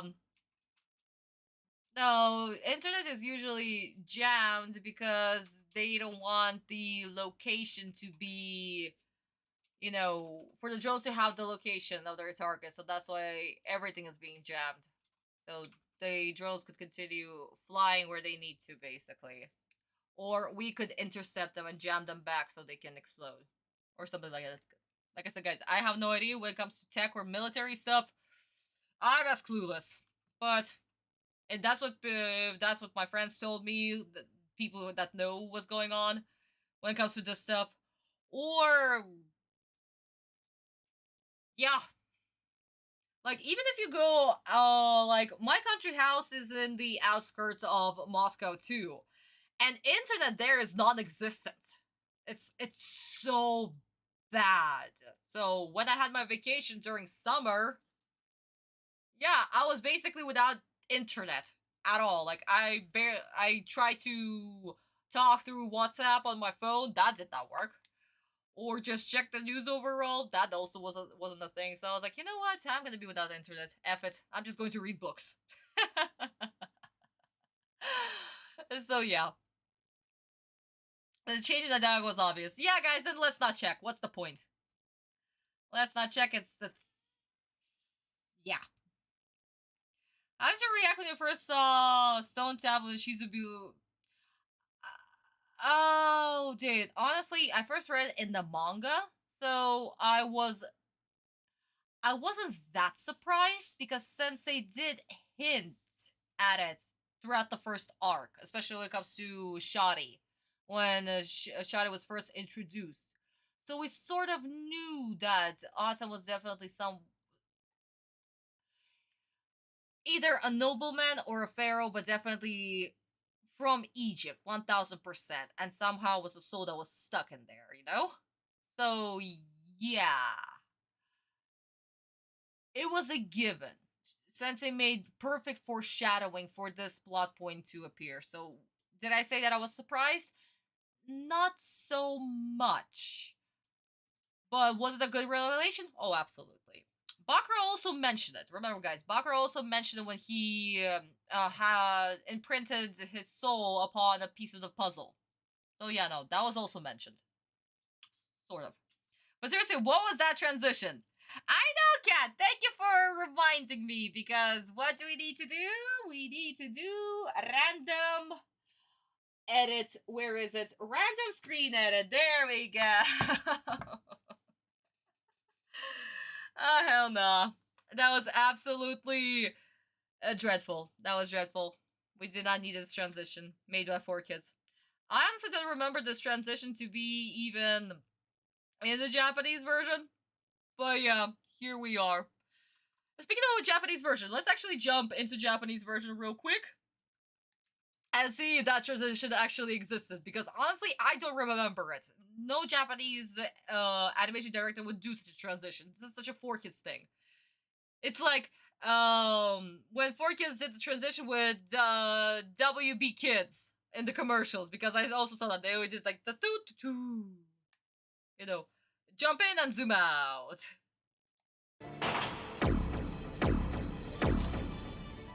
これはデュエルモンスターズそのものだ。そうです。ペガサスはこの壁画をもとにデュエルモンスターズを生み出したのです。もう一枚の壁画を見てください。これこそがあなたにお見せしたかったものです。これは遊戯。そしてその上に描かれているのはブラックマジシャン。ここに描かれているのは第18王朝のファラオ、つまり王の姿です。王？しかしこの王の名は何者かによって削り取られている。つまり古代エジプトの歴史上からこの王だけが完全に抹消されているのです。3000年前の名もなきファラ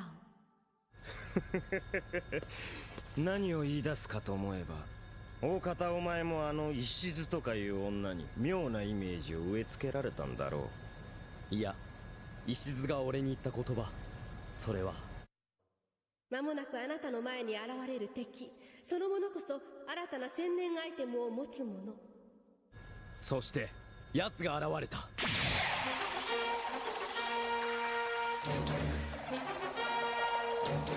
この時を待っていたぜ。トラップカードオープン。チェーンディストラクション。 And we have chain destruction. So, let me take a look at this again. そして奴が現れた。Right, we have this, and what did Forkins do? I know who I must stop. And Yep, that's what they did. Oh my god. Oh, they even cut out the images too, with the little memory bits flying up. Okay. Americanization. I'm calling it Americanization. It's not just random screen edit, it's also Americanization. Woo! Something with Nickelodeon. I cannot read today. Oh my god. Or Disney, I think some very early Cartoon Network shows. It's an American thing. A lot of kids had this kind of tradition. Ah, okay. Yeah, that makes sense. That absolutely makes sense. But yeah, that wasn't necessary. That wasn't necessary. They could have just kept the original transition. But here we are. Here we are. Pew, pew. And a little zoom. The tradition was there, but Forkins was something different afterward. Yeah! They did. They absolutely did, guys. That's why I said, like, at the beginning, like, I'm not sure if it's there because I remember something like that being there, but not like this. And here we guys are. That's what they did. With the little zoom. They could have just kept the original footage. Why? Not to mention that the mask was terrible. Another thing that Forkins hates to do. Threaten us. I know who I must stop. Look at this horrible mask. Just let me just remove the logo. Guys, look at this horrible mask. What the hell is this? Can somebody explain this to me? Can somebody explain whoever created this mask needed to be fired? This needs to be fired. He needs to be fired. This is just terrible. Oh my god. So yeah, no. Just no. Just no. I can do better without it. Exactly. I know. Oh, yeah. Exactly, Cobra Key.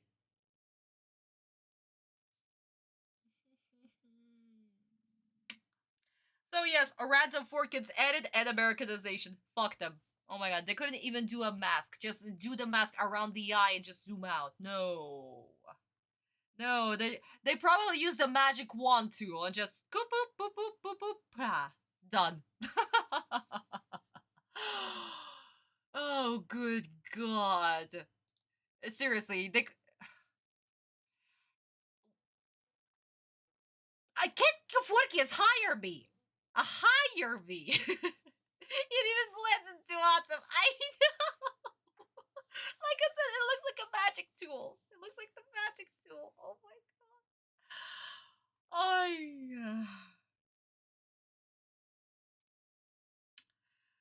god. Forkins, a failure. Hire me. I could do a better mask when I was like... in 2009, when I started editing, how old I was? 13. Then I started masking when I was like 15, 16. Yeah, I could have done a better mask at 16, okay? Good God. They should have honestly. How many of us can do a better mask than that? Exactly! And we would make sure that each and every corner was perfectly masked and not just feathered.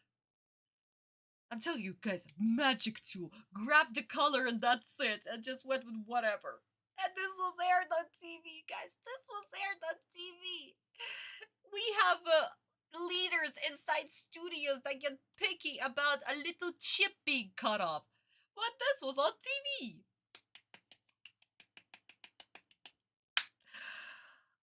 Okay. Let's go, guys. Let's continue. F4 kids. Oh my god. And I'll never forget the day I first heard his name. I summon Exodia's head in defense mode! Now, you can't strike my life points! That's the annoying voice. That's exactly what I wanted you to do, Rare Hunter. Now it's time for me to destroy Exodia. What? You activated my trap card! A costly mistake! Chain destruction! Ah! It struck my deck! While it can't destroy your Exodia head on the field, it can destroy the ones in your hand and your deck. Oh no! My Exodia heads are gone. No, that's impossible! He found a way to stop the unstoppable Exodia! And I'm not through, Rare Hunter. You forget. Your monsters are trapped in my Swords of Revealing Light. Activate Dust Tornado! This trap destroys one magic card, shattering your Swords of Revealing Light, which allows my monsters to attack. Ah! Now my monsters attack the Rare Hunter's light point! Ah! Ah!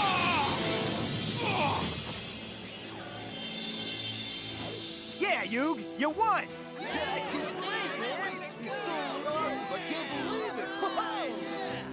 No! Please don't be angry! Ah! No, Master! Don't! Please! Spare me! We meet again, Pharaoh! Allow me to introduce myself! Remember my name. Marek. What is it you want from me, Marek? I want what belongs to me. And I'll take it using the strength of the Egyptian god cards. Egyptian what? Millennia ago, a trio of powerful behemoths rampaged throughout ancient Egypt. These Egyptian god monsters spread destruction throughout the world. When Pegasus created dual monsters, he resurrected these mighty beasts as cards. With these Egyptian gods, I can destroy you and claim the power I deserve! You'll never claim the Millennium Puzzle! You misunderstand. I want more than the power of the puzzle. I want the Pharaoh's power, the boundless energy of the ancient ruler himself. With it, no one will stand in my way. I'll use the almighty magic I gained to conquer and lead the world. I will be unstoppable. The end is near, Pharaoh. It's my world now. Oh, commercial break. Thank God. Oh. Every single time now I'm praying for the commercial breaks. Good God. They come in so rarely. Hey, where do we start off? I forgot how annoying that Rare Hunter's voice was, so annoying voices immediately, just hell no. Hell no. For Kids Plot, I am so sick and tired of them changing the dialogue to fit the narrative that they're trying to do. Oh yes, I'm an ancient Egyptian pharaoh. Oh yes, I heard about Merrick. Here is the flashback where we completely rewritten the dialogue because originally when we got the beginning of the season, we didn't know what we was doing, so we just read the random stuff. And now we're just going to change the dialogue into whatever we want. Ha ha ha, here we are. Yay. The power of the pharaoh. Wow, they decided to insert that because that's the original plot of Merrick's motivation. That he wanted to kill the pharaoh for the revenge, to get his memories, to get the Egyptian god cards, all of that. Nope, nope, nope. Now you're trying to jam it in there. Because originally what did Merrick want to do? Nothing. He just wanted to torture Autumn a little bit. That's all.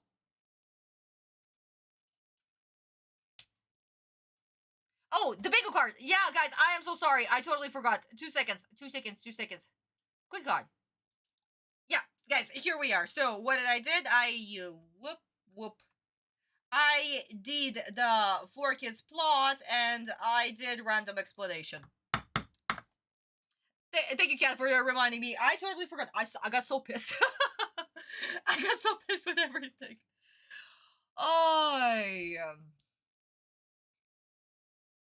They really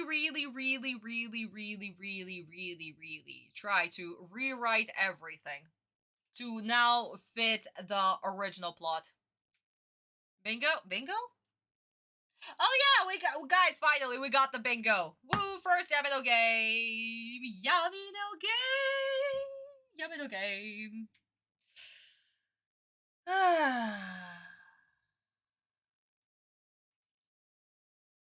I noticed how Yami never heard of Obelisk slide for a rod due to his memories erased. Yeah! I mean, why would he? Why would he? And technically, Autumn wouldn't even know of their names simply because his memories were erased. Only the... What is this? What was going on? No. Wrong screen. Hello? Did my screen just die? Guys, 2 seconds. 2 seconds.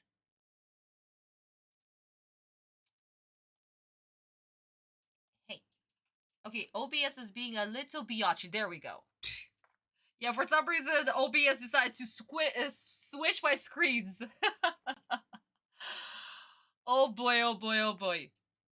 As always. Problems with having 4 screens. 1, 2, 3, 4. Oh my god. So yeah. F4 kids. You know what? F4 kids. I'm actually getting sick and tired of trying to understand their logic at this point. Let's watch this scene in Japanese, see the recap, the original recap, how it's supposed to be, without unnecessary dialogue. And just enjoy Merrick actually acting like Merrick.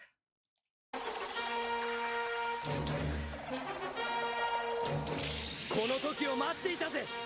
トラップカードオープン。チェーンディストラクション。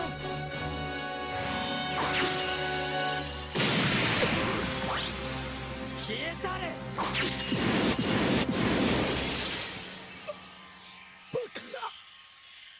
私のエクソディアが。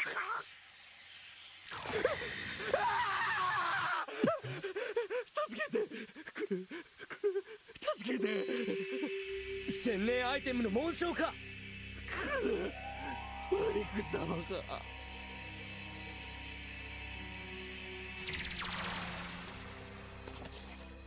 久しぶりだね、ユーギ。ペガサスを倒した最強のデュエリスト。おっと、驚かして悪かったね。今話しているのはこの男じゃないんだ。僕はそこから少し離れた場所にいるんだけどね。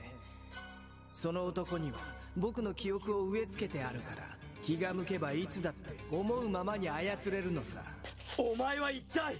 僕も君と同様、千年アイテムに選ばれたものだよ。全ては僕の持つ千年ロッドの力だ。千年ロッド。この余興は僕のほんの挨拶代わりさ。僕の名はマリック。マリックだ。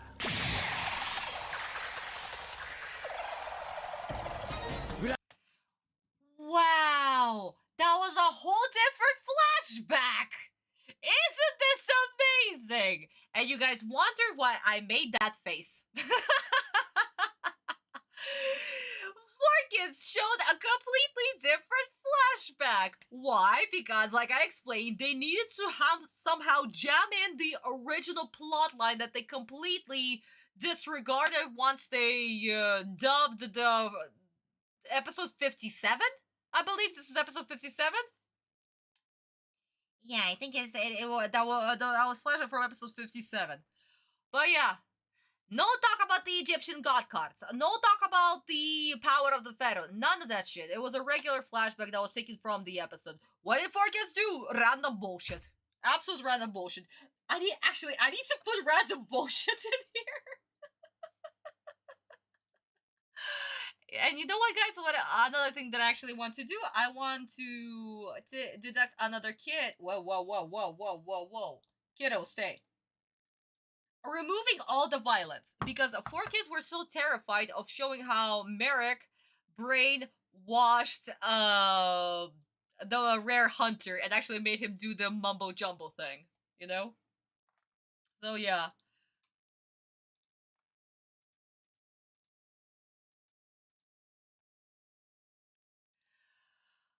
So yeah, my darlings. 4Kids couldn't even actually.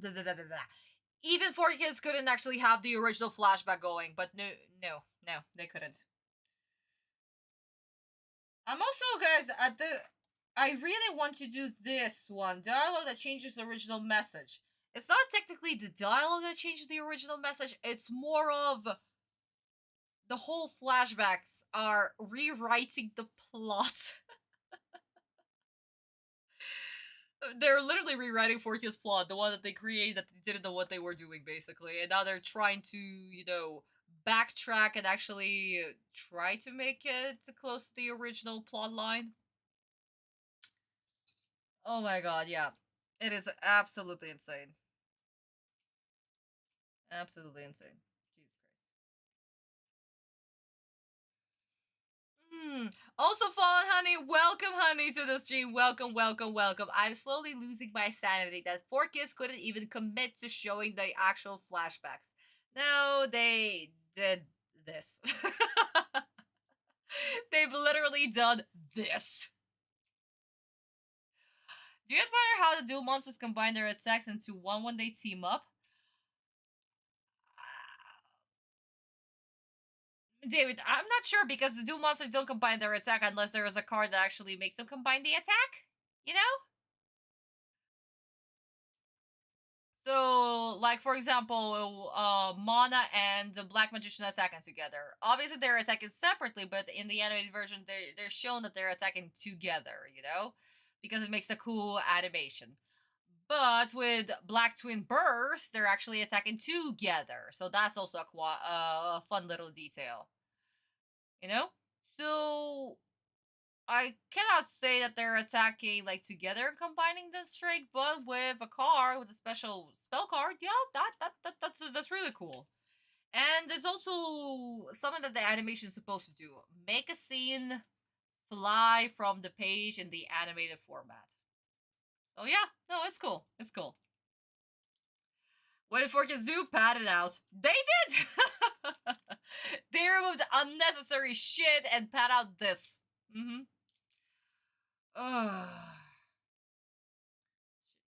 2 seconds, my darlings. Let me gather the courage and the remaining of my brain cells. And the remaining brain cells. Wow, I cannot English today. Good God. Okay, guys. Let's go. Halfway through the episode. We can do this. So let me get this straight. Marek wants to rule the world? And he thinks getting all 3 Egyptian god cards will give him the power he needs to do it? I guess that explains why he's going through all this trouble just to get his hands on them. That's ridiculous, Mokuba. Huh? Yugi, do me a favor and stop corrupting my brother's mind with your lies. They're not lies, and you've heard Merrick's plan. Firsthand. Remember? Meet your maker, Pharaoh. The last monster you'll ever see. The Egyptian god Slifer the Sky Dragon.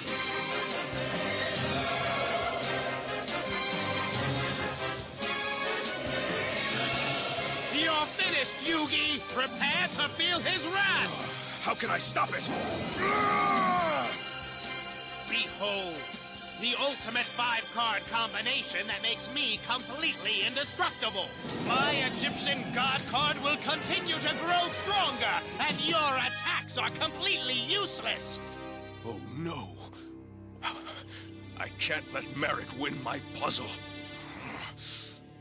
Get on your feet, Yugi. Kaiba! Since when do you bow to your rivals? Never. If you still have what it takes, then get up and prove it to me now.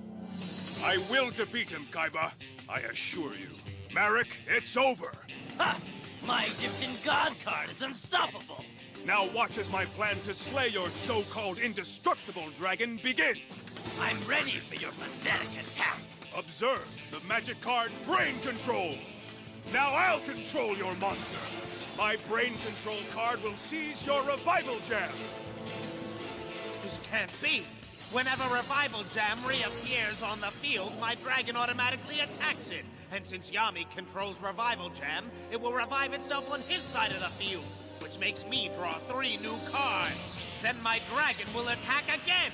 Each event triggers the next in a never-ending cycle. Once you run out of cards to draw, you will automatically lose this duel. No! That means I win. It's over. Silly fools. Pharaoh, you'll meet me sooner than foolish you fools! think. I'm on my way to Battle City as we speak. Once I'm there, the next phase of my plan begins. I assure you the power of the Pharaoh will be mine. I have rare hunters everywhere in Battle City, and I can see all. I see the Millennium Puzzle that will be mine. I see a defenseless city waiting to be conquered.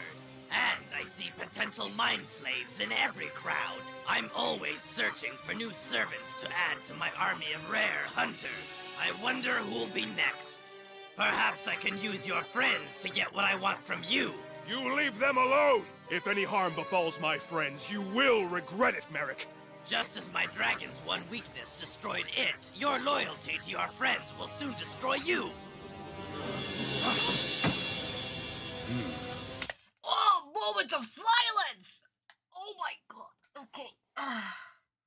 Guys, you know what? I never thought that a recap episode would make me so mad. Oh my god. This is absolutely... This is insane.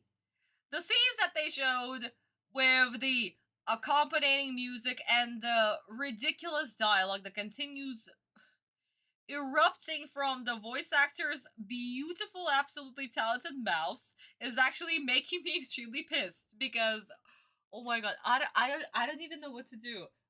Yeah, no, you know what? Yeah, I'm done. So, dialogue that destroys the original message. Yeah. I'm just done. Explain what is currently happening on screen. I am just done.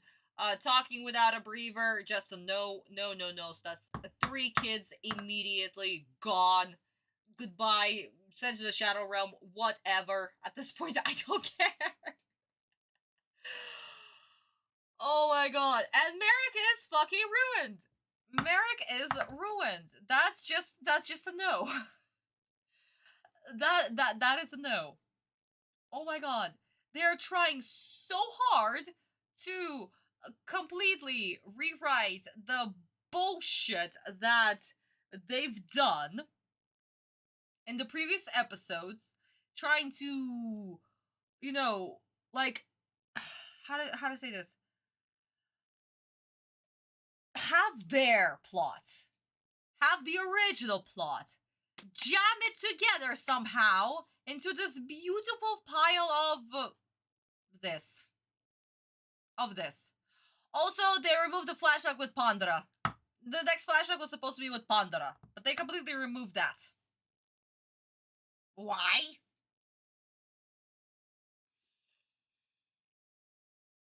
Bingo, Julian? We have a bingo? Where? Just one Yami no game so far. I don't... Am I blind? No, I don't see any other bingos, honey. Just one Yami no game that we've already marked.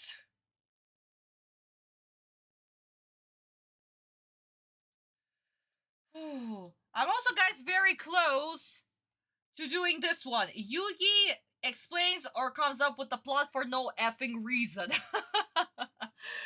Because at this point, Autumn is actually talking nonsense. He's actually talking nonsense, and I'm also getting pissed about it. Oh my god.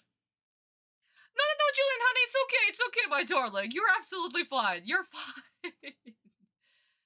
It's okay, sweetie.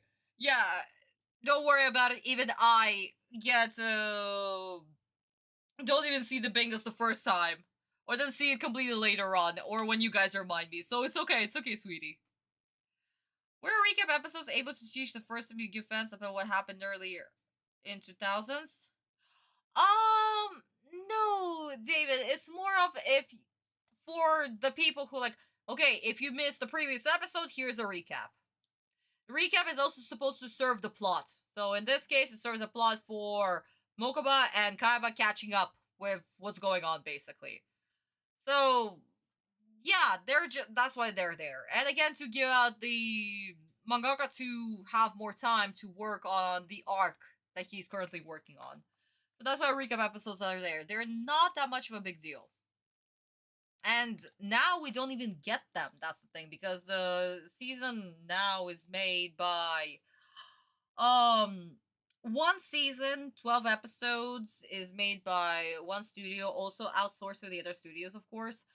But it's more following the story beat by beat. It's actually given a year to work on those 12 episodes.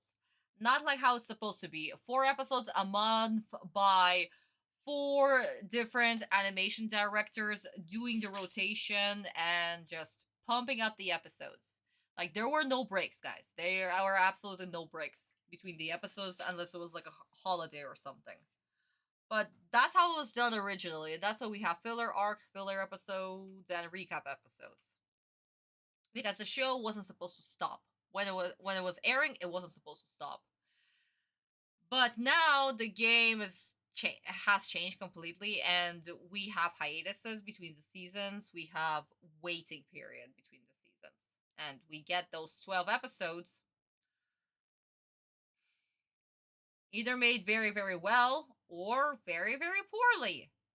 Like One Punch Man that just came out, and the moment that I saw the trailer, I actually wanted to cry because I knew exactly what happened. Poor animation directors now getting all the hate. Poor animators getting even more hate. Yeah, guys, it sucks. Right now, honestly, if whoever are working in the animation industry, it's really bad for them.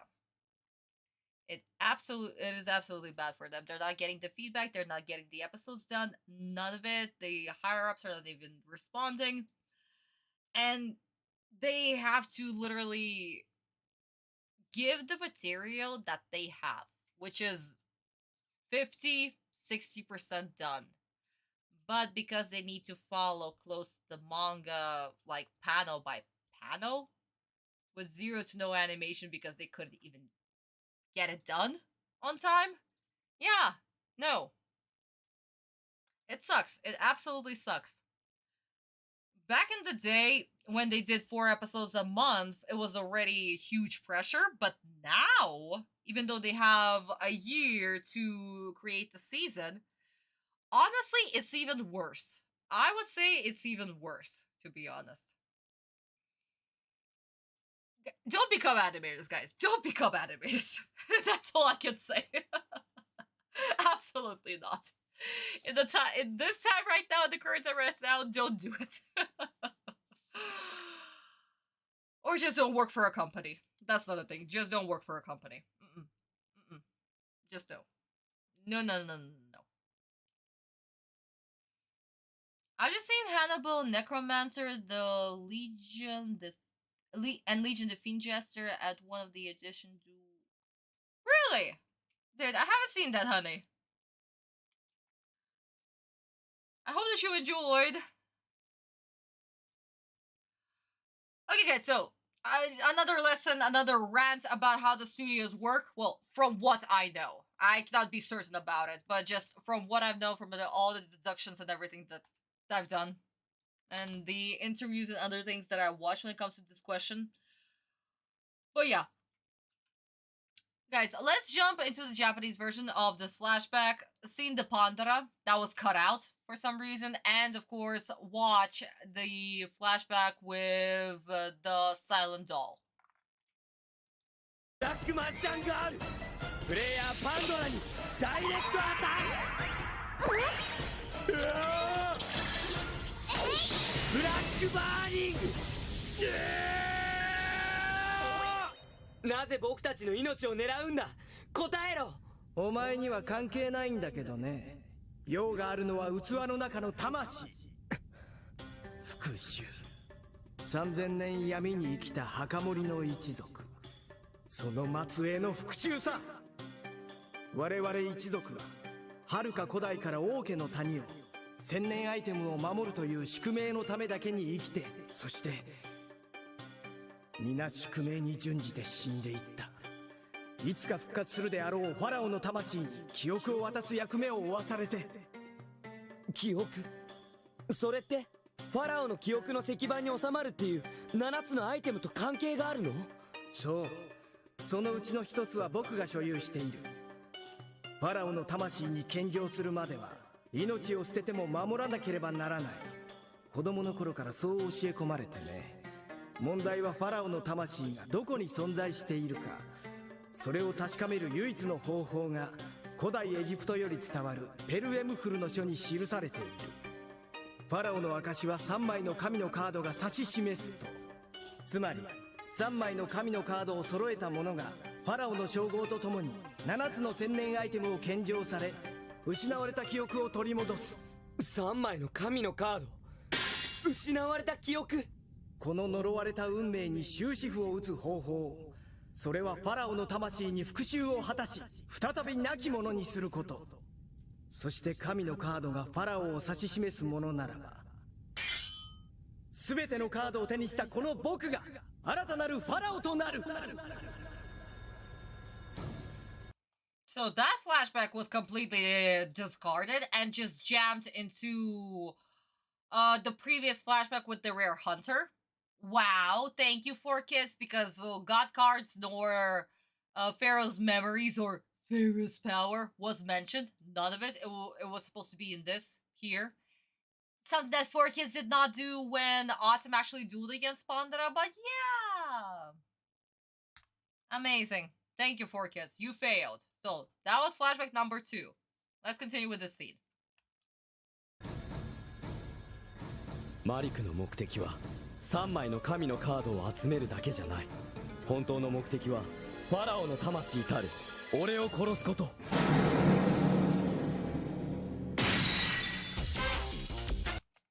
All of that scene is also gone because apparently violence.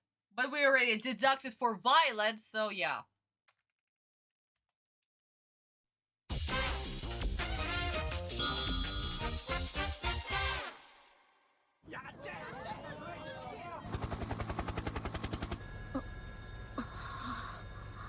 古代エジプトの時代から3000年もの時を超えて続いている戦い遊戯とグールズの間にそんな関係があったなんて本気にするな木馬遊戯貴様は本気でそんな非科学的な話を信じているのかだが海馬お前もその目で見たはずだあの時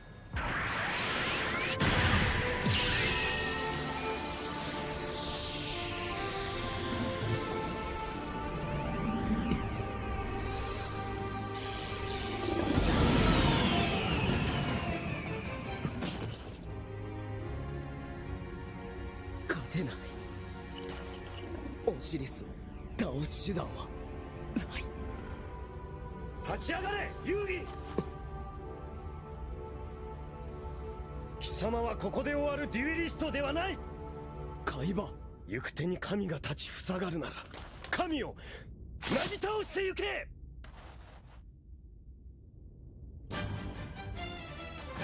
分かったぜ海馬待っていろ俺は今神を倒すバスターブレイダーオシリスの天空竜に攻撃ドラゴンバスターブレイドこれが俺の切り札だ魔法カードブレインコントロール。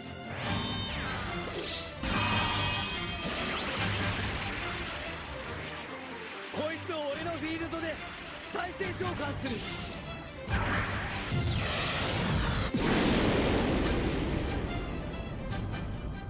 するとどうなるか。リバイバルスライムがまた再生する。しまった。再びオシリスの特殊能力が発動し、リバイバルスライムを破壊。そして再生。カードを3枚引かされる。そしてまたオシリスの攻撃。これが無限に繰り返される。まさに無限ループ。デッキからカードを引けなくなった者はゲームを続けることができない。俺の勝ちだマリック。や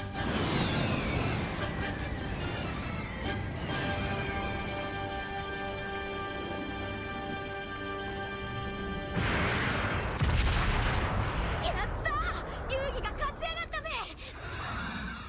遊戯、まだ神のカードに未練があるのか。諦めが悪いぜマリック。貴様の仲間を引き込めば神のカードは簡単に取り返せる。グールズのレアハンターは貴様の仲間をずっと監視していたのさ。いつでも利用できるようにな。どこまで汚いんだマリック。貴様のせいだよ。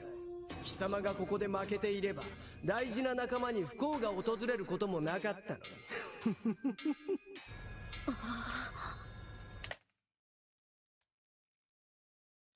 Do I need to say more?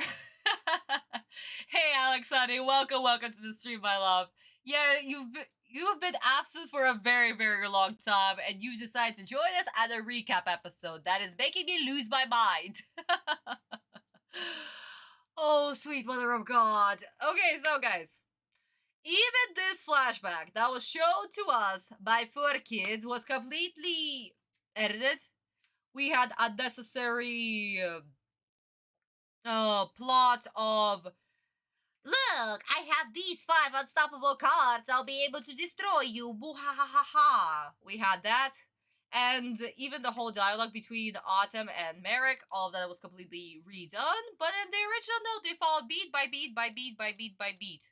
So yeah, it was fine. It was absolutely fine. Why didn't they keep it the way it was? Because 4Kids. Because 4Kids now need to fix their mistakes. They absolutely need to fix their mistakes. Oh my god.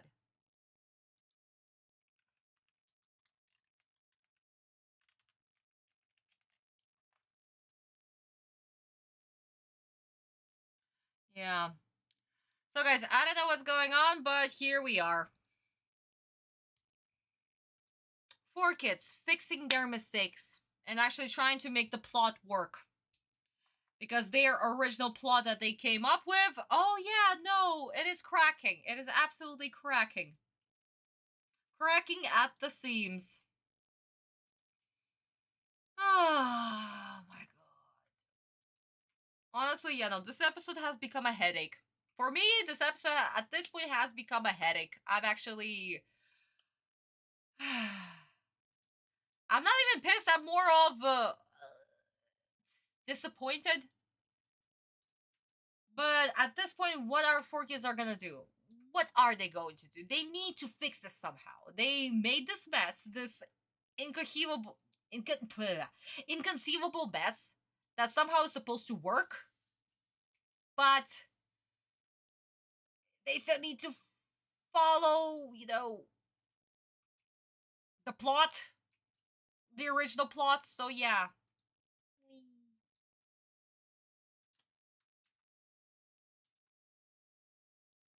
And I looked up Yuki's information. I found out that Nihon ad system used recycled monsters roars from studios that filmed in Ultraman. Possible, honey, David, absolutely possible. I never checked about the dual monster sound effects, which ones they used, so I cannot be sure. But if it is true, then yeah, I actually have to double check this information just in case. Let me just mark it down real quick so I don't forget, because I tend to forget these things. Let's see. Whoopsie. Of course I dropped my pencil. Thank God I have an extra.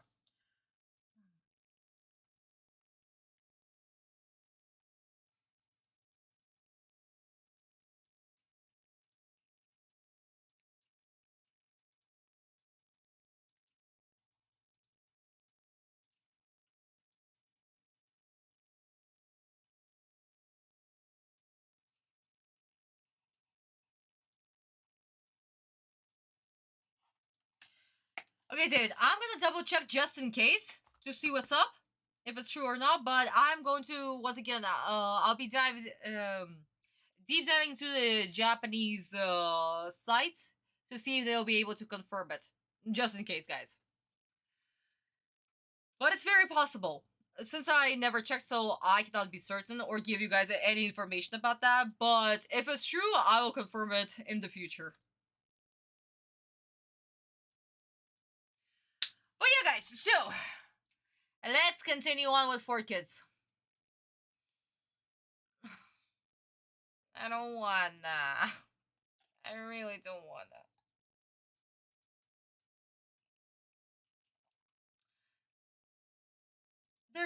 They're really trying to make the original plot mix with their stupid plot somehow, and it's such a mess. Oh my god. It's like, guys, we're back at season 1, where they tried to do the exact same thing.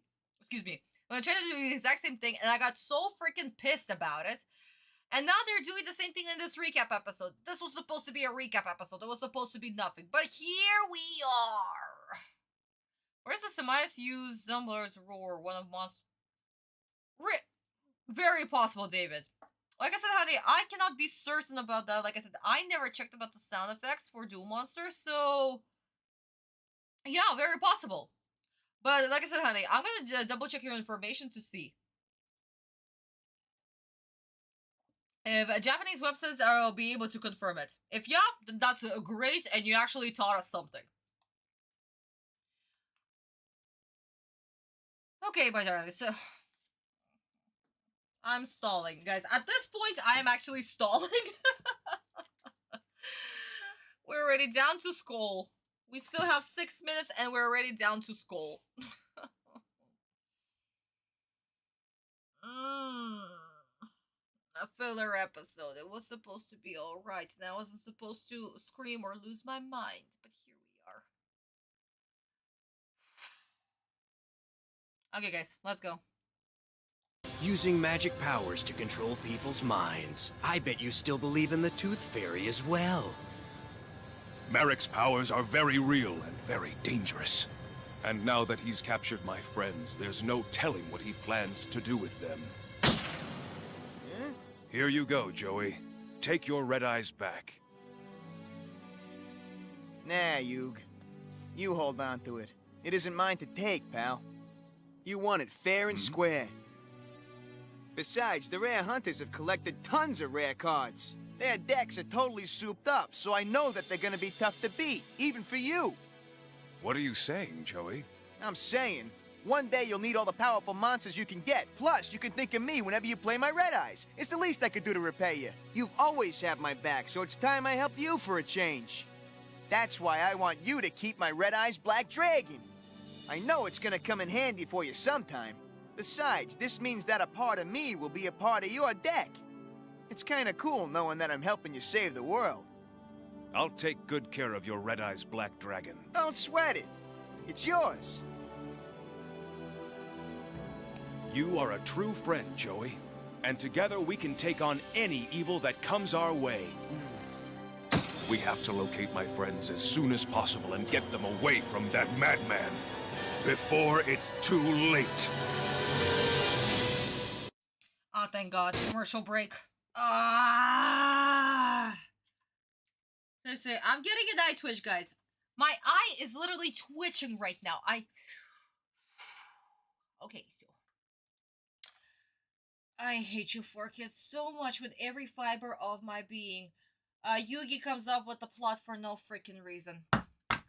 I still hate the plot about Jonochi giving away his red eyes as if of the whole shtick of keep my red eyes. It's not like I have a purpose. I'm just giving it away to you so you can use it to defeat the main villain and shit. So, Yugi glazing. Fuck it. Oh my god. I'm beyond pissed, guys. I'm beyond pissed, and I'm actually getting tired. I'm getting exhausted. I'm actually getting exhausted at the sheer stupidity that is 4Kids. 4Kids plot. Oh my god. And honestly, guys, I totally forgot that 4Kids actually had Jolan should be absolutely goal-less in this arc. Like, he has no goal whatsoever. He just gives it away. Oh my god. Yeah, no, I'm pissed. I'm absolutely pissed. Yeah, I mean, no game? 3? Didn't we have like 2 before? Oh, yeah, no. 2 Yamino games. Whoops. Lovely. We have 2 Yamino games already in just one go.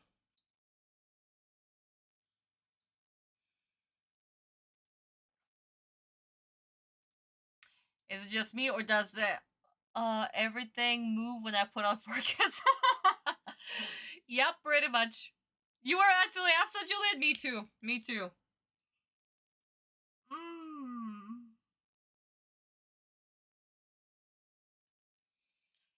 You know what, guys? At this point, I might need stronger alcohol. Because, wow, this is not working for me. This grape juice is not working for me.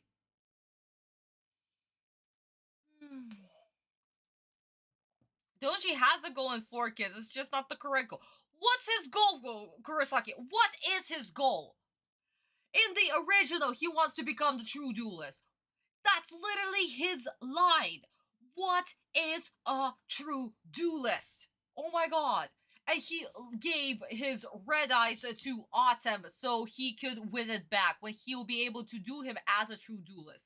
And it didn't even matter if he was supposed to win the duel or not, but he would face him when he would find the answer to what is to be a true duelist, to what is to be a real man.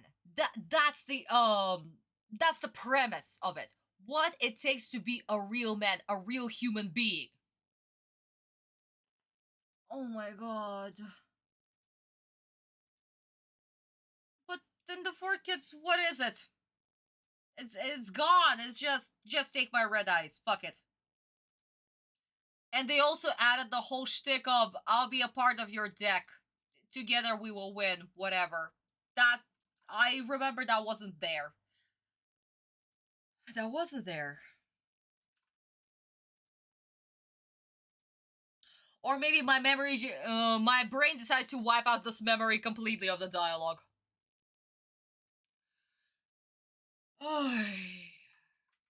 Yeah, guys, you know what? This episode, it's a filler episode. I wasn't supposed to get so hard about it. Hard. Yeah, that's the wrong term. I was supposed to get so mad and pissed about it and be, you know, so hard on 4Kids. But apparently a filler sometimes is even worse than a canon episode. Who would have thought? You know it's bad if I always say she needs something stronger. Yes. Oh my god. My head. I have a headache, guys. I seriously have a headache. I have a headache. And the worst thing about it is that, like, I have no desire to scream. Usually I get a little pissed and I start screaming. First of all, because my neighbor's upstairs and I don't want to scream. And second of all, I actually have no desire to scream. I'm just like, why? Just why? That's all. If Joji had red eyes back early, Yami would have lost to Set on the Battle City finals. Well, yes, that's true. He would have definitely lost. But that's why this card needed to be played. Sensei, when he written this duel against, when Autumn dueled against Seto, he purposely written this duel that Autumn would use Red Eyes Black Dragon. That was the intent, that was the purpose, because, in a way, Autumn technically, he didn't know if Jonichi would survive or not.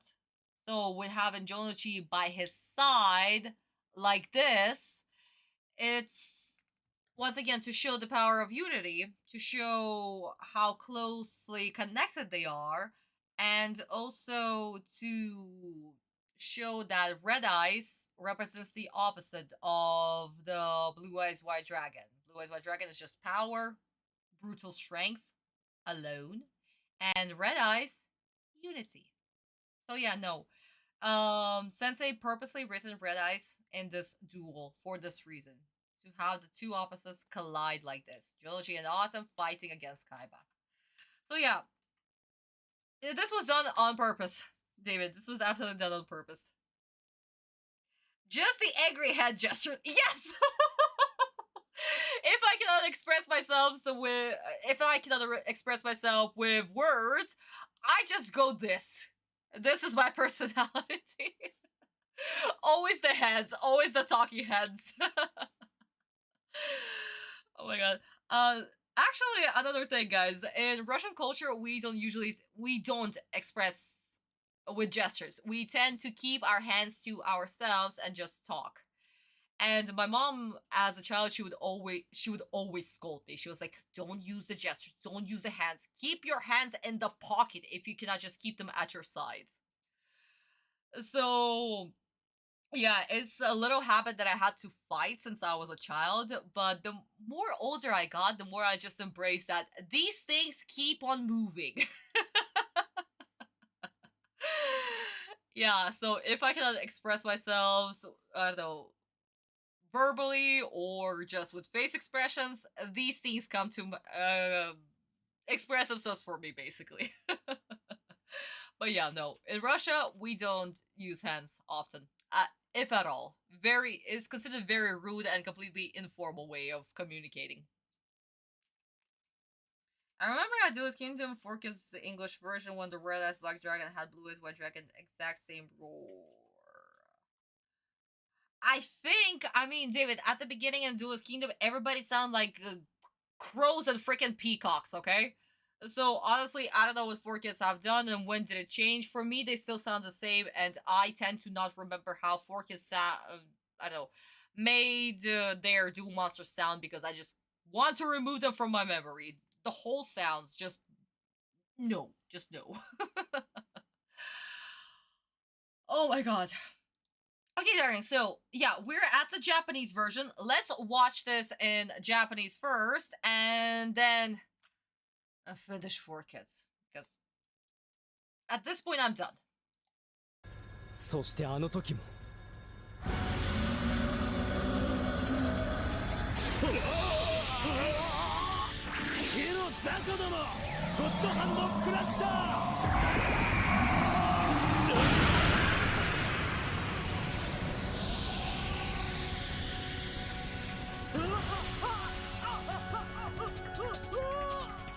マリックなんだ人格が変わった。ああ、今奴は別の人格に操られているんだ。バカな、一体誰に？グールズの総帥マリック、3枚目の神のカードを持つ男だ。ラーの翼神竜の持ち主。よろしく、カイバ君。Oh wow, there was another flashback that 4Kids did not include. Amazing! Do I need to add more? This is a recap episode and a flashback was missing? Hmm. 人間を洗脳し遠隔操作することなど心理学的にも不可能なことではない。お前があくまで信じないと言うならそれでいい。だが城之内くんたちが俺のせいでグールズの手に落ちたということは事実。何としても助け出す。城之内くん、これは君のカードだ。遊戯、今そのレッドアイズを受け取ることはできない。今そのカードを簡単に受け取っちまったら、俺が追い求める真のデュエリストってやつがさらに遠のいちまうような気がするんだ。真のデュエリスト？お前は卑怯な相手に自分を曲げることなく正々堂々と勝った。その姿に俺はまた多くを学んだんだ。俺にはなかったデュエリストのプライドを。確かにレッドアイズは俺にとってかけがえのないカードだ。これまで一緒に戦ってきた相棒だ。だからこそ今は受け取れねえ。いや、今の俺じゃレッドアイズが許してくれねえ。だからユギ、そのカードはお前が預かっておいてくれ。俺は自分の理想とする真のデュエリストになりたい。いや、このバトルシティで必ずなってみせる。ユギ、俺が大会を勝ち進んで自分を真のデュエリストと認められる時が来たら、その時はもう一度俺と戦ってくれ。分かった。またその時は戦おう、城之内くん。ありがとう、遊戯。城之内くん、待ってるぜ。君のレッドアイズはそれまで大切に預かっておく。そして君は真のデュエリストを目指して自ら苦しい戦いを戦い抜いてきた。行くぜ。Before we jump into Jonachi's flashback and how he was dueling against everybody else, oh my god, Jonachi has a motivation.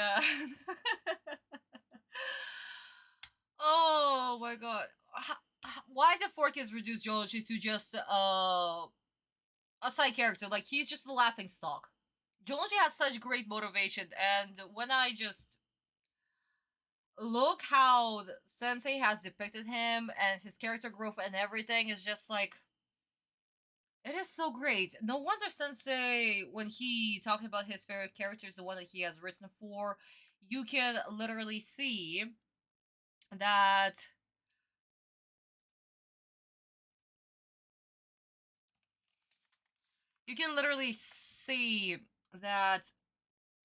Sensei loved this character so much, and in the interviews, whenever he would talk about Jonachi, he would say that that Jonachi is his favorite character because of the character growth and how he basically views himself a lot of the times in Jonachi, you know, and how Jonachi is much stronger than Autumn or Kaiba. Again, we don't have Jonachi is literally the only person in Battle City who got to the finals without a god card, okay? With the freaking Swordsman of Landstar. And he almost beat Merrick, okay?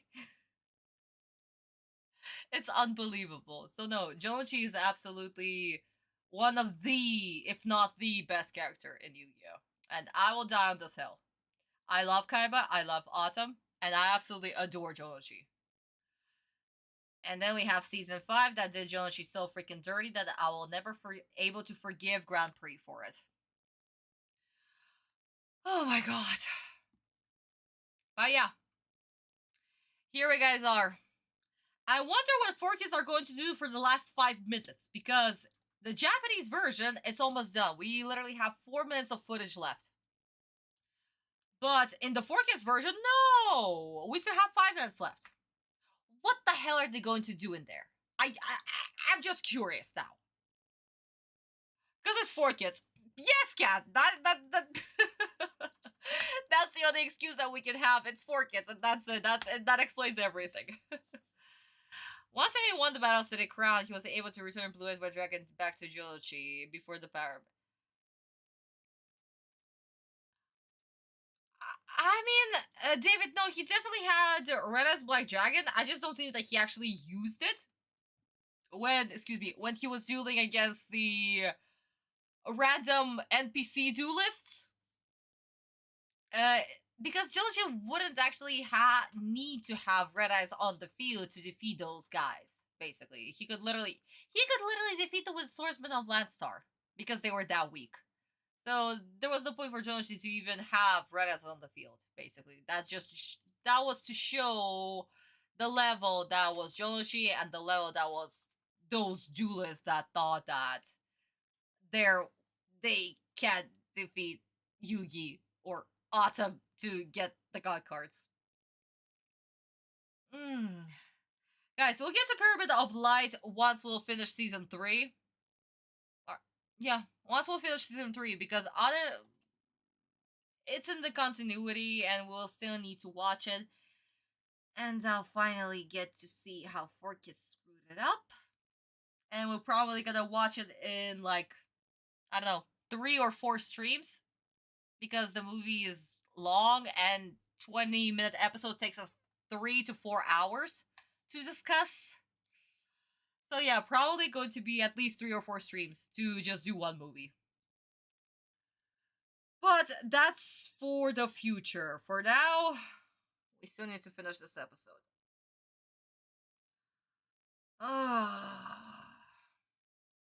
Okay, guys, let's go. We're only 2 miles from our target, guys. Good. Then it won't be long before we find Taya and Joey. I'm tired of hearing about your friends, Yugi. Especially that hack Wheeler. Joey has become an extremely skilled duelist, Kaiba. In fact, I wouldn't be surprised if he had already qualified for the Battle City Finals. Roba, check this out. Yes! The magic card, Roulette Spider! Roulette Spider, attached to Jinzo! Ah! What's that? What's the point of all this? My spider will spin Jinzo round and round like a giant wheel. When you tell it to stop, it'll automatically attack whichever target the arrow's pointed to. Go, Roulette Spider! Spin now!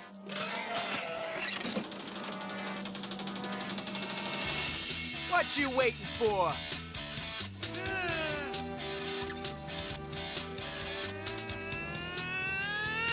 Jinzo!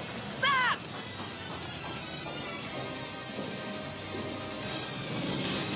Jinzo's pointing to my reflex bounder, and if it attacks, they're both doomed!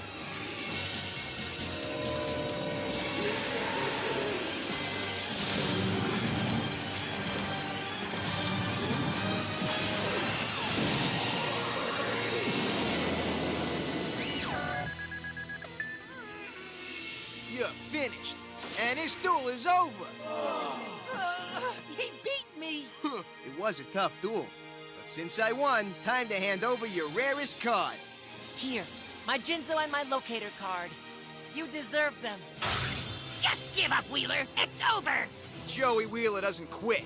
Maybe you'd understand if you had friends. Come on! That's what I'm talking about. I'll place one card face down, then summon Gearfried the Iron Knight! You fool! Once your knight has been infected by my parasite card, you'll just be another snack for my ravenous queen! Don't be so sure about that, Weevil. Some cards are bug-proof. What's wrong? Why can't the parasite feed on it? He's Gearfried, the Iron Knight. And that slimy parasite's helpless against his metal armor. Gearfried the Iron Knight, attack his queen's eggs, and lower her attack power! That's it! Next turn, you're bug food! Goodbye, Wheeler! And now, my lovely queen, destroy his scrap heap of a knight and what's left of his life point! Oh, you grub. I was hoping you would attack me. You were? All part of my plan. Activate the trap card. Grave Robber! Not Grave Robber! Yep. It can take a card from your graveyard and use it against you. And he just nabbed your can of aerosol. Time to exterminate your queen!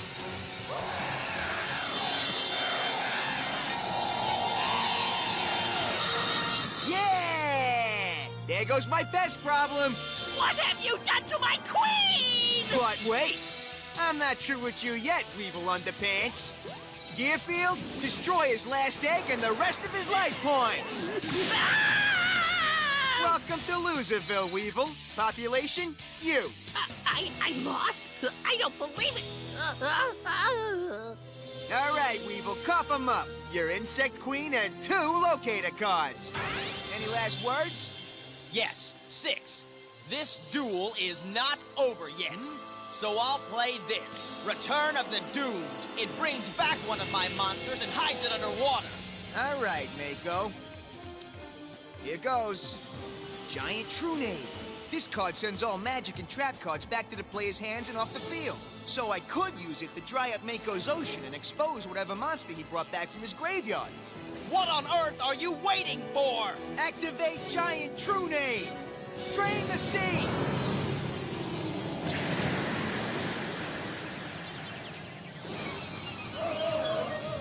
It worked! Now I play Scapegoat. And I sacrifice one of them so my Panther Warrior can attack!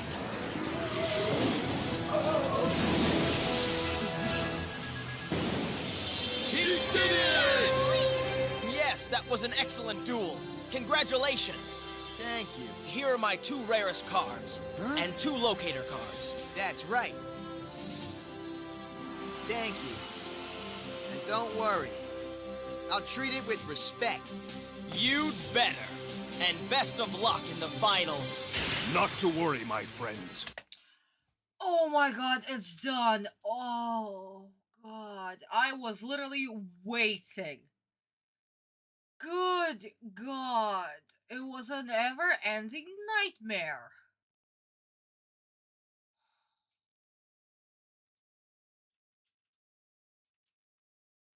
Yeah, no. 4K completely padded everything out. I'm so sick and tired. The sound effects, everything, how they're trying to fit into the plot. Just jam it up left and right and just to know. Just to know, I need my sanity back. I absolutely need my sanity back. Oh my god. Oh my god.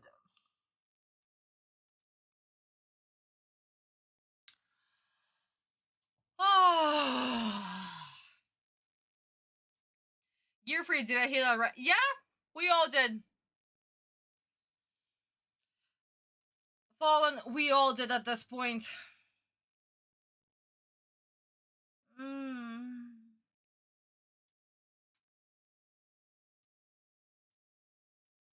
you know what, guys? I'm done. I am overloaded. I am sick and tired of 4Kids and how they ruined a recap episode. This was supposed to be a very easy episode, and I was supposed to just chill, sit back, relax, and just watch whatever 4Kids have done in the past. But no, here we have rewriting of the dialogue to fit the narrative, recap the narrative, rewrite the narrative, and I'm tired. And honestly, I'm tired. A fucking recap episode gave me a migraine. You know, something fillers or recaps are not supposed to do, but here we are. At both versions, Insect Queen Screech was voiced by a Japanese voice actress. How do you know the...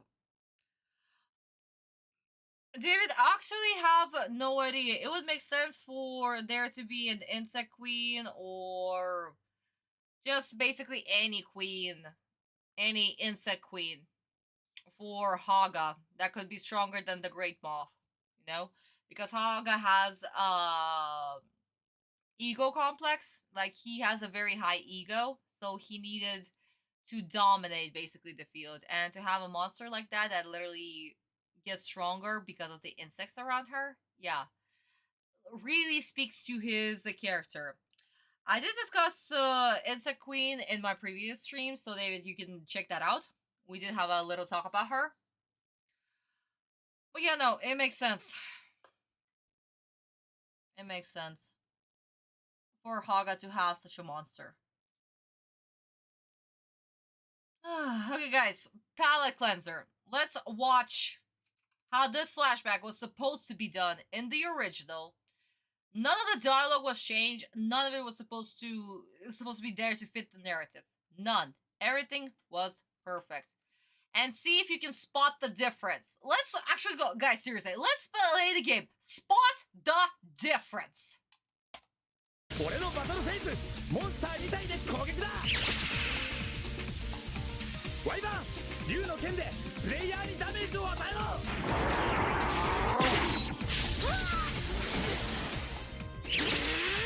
いけランドスターの剣士この一撃で終わりだ一体は通すがもう一体はさせない。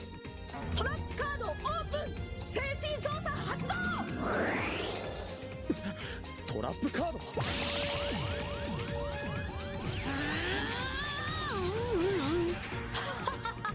このトラップにはまったモンスターは2ターンの間僕のしもべになる。ランドスターの剣士を生贄にして人造人間サイコショッカー召喚。装備カード電脳増幅器これをサイコショッカーに装着。サイコショッカーの攻撃力500ポイントアップ。何サイコショッカーの攻撃サイバーエナジーストーン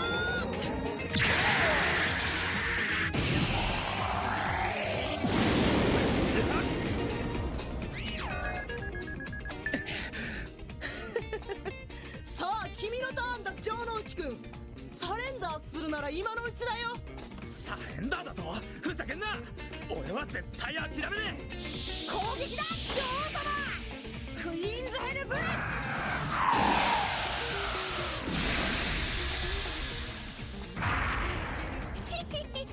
パンサーウォリア撃破俺の未来はこんな醜い化け物に閉ざされてしまうのか。頑張れ城之内諦めちゃダメよ。だがよ今度ばかりはどうにもならねえ。城之内こんなとこで諦めるなんててめえらしくねえぜ。お前は真のデュエリストになって遊戯と対決すんじゃなかったのかよ。真のデュエリスト。城之内くんそれまでこのカードは大切に預かっておくぜ。そうだ俺は遊戯とレッドアイズに約束したんだ。俺が真のデュエリストになった時その時はもう一度戦おう。頑張れ城之内。あんな昆虫野郎に負けんじゃねえぞ城之内城之内城之内俺は諦めねえ。絶対風穴を開けてやるぜ。要塞クジラ撃沈。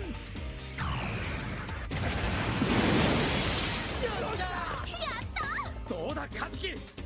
城之内まだ俺のターンは終わっとらんきに。俺は魔法カード死者の生還を出しこのターンにやられたモンスターを復活させるってことはじゃあ要塞クジラが復活してやっぱダメか。どうしたんじゃさあかかってこい。散々好きだように言うちょってお前の戦いってやつを見せてみろ。俺だって立ち止まるわけにはいかねえ。俺には俺の戦いたい海がある。最後まで諦めねえ。マジックカード発動ハリケーン。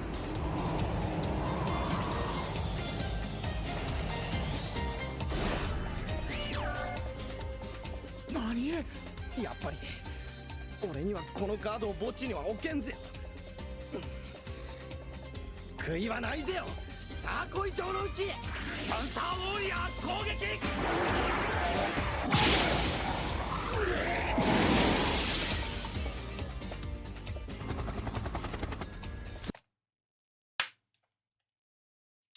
Do I need to say more? Guys, do I need to say more? Oh my god, in the Japanese version, flashbacks literally showed a narrative, a whole progression of where Joji started, where he what he had to go through, and where he ended up. It was a narrative. It wasn't just a showcase of his victories or whatever. None of that shit. It was a way to show the narrative. The progression, the character development of Joji. That's the huge difference. But no, 4Kids decide, what's the point? What is this? Yada yada. Let's just show him winning against this guy, winning against this guy, winning against this guy, winning against Kajiki, winning against Haga, and winning against Esparoba. And you guys wondered why I was so freaking pissed and just all over the place. That's why.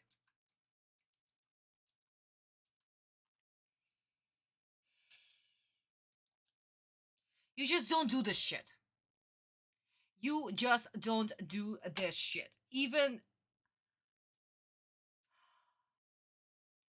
recap episodes actually have a meaning to them and they're specifically done. Not just to be like, remember this scene, remember this happened, remember that happened. No, not quite. There is still a tiny little purpose to them. Once again, Japanese version prevailed. 4Kids, fuck them. At this point, fuck them.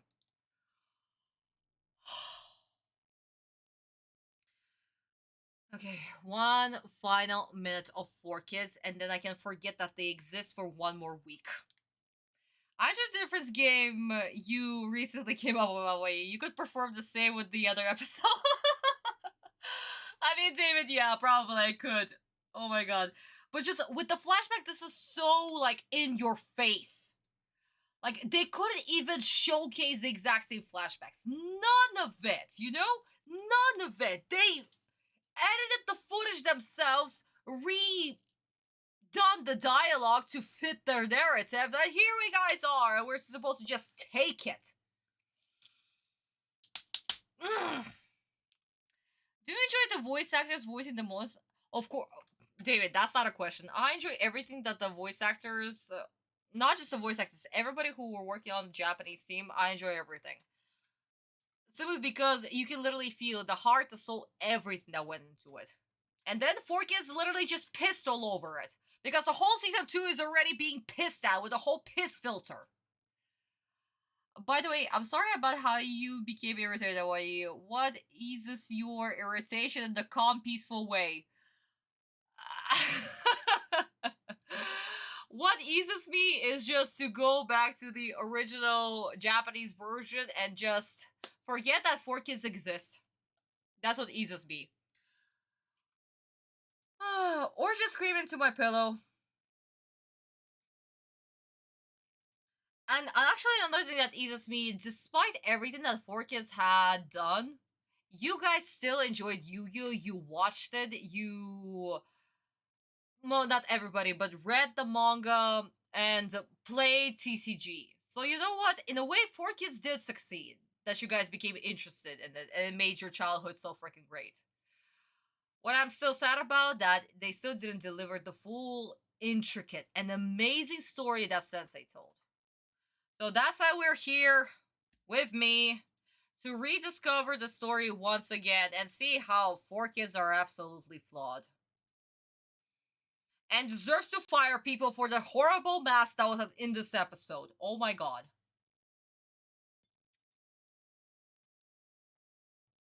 So yeah, in a way, I'm so grateful to 4Kids that they still were able to deliver, but at the same time, I want to kill them.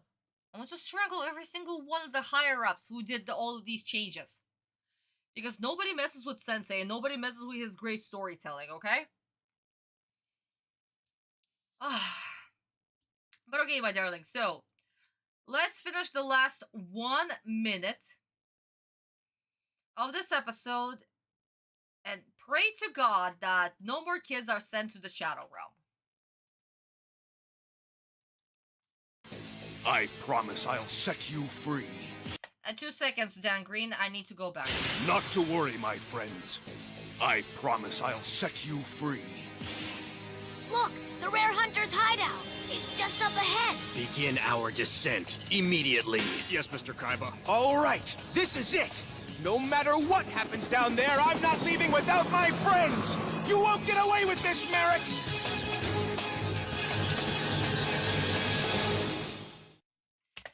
Well, thank you, Yugi, for appearing at the end of the episode. I almost forgot you existed because at least Autumn for a whole episode talked for himself.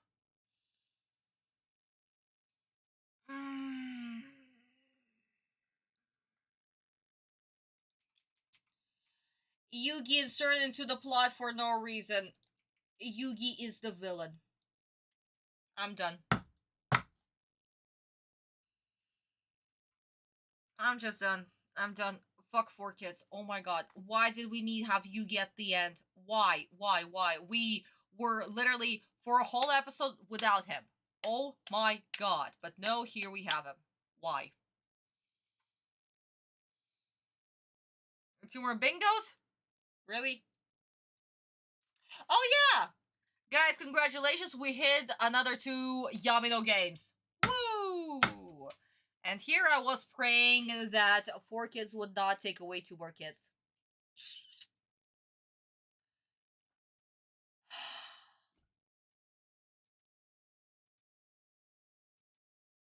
Recap episode My Freaking Beautiful Behind.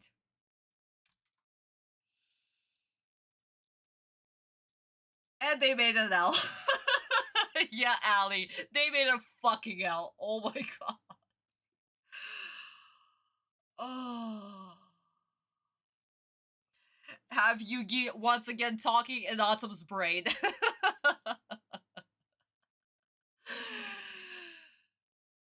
Yeah, it fits, cats. I agree. Let's finish off with Autumn's beautiful voice, done by the great Kazama Sensei. Let's go back because we once again need to hear the whole dialogue. そんな君の思いをグールズなんかに踏みにじらせはしない。ドミノ埠頭が見えてきたよ。待っていてくれ、城之内くん。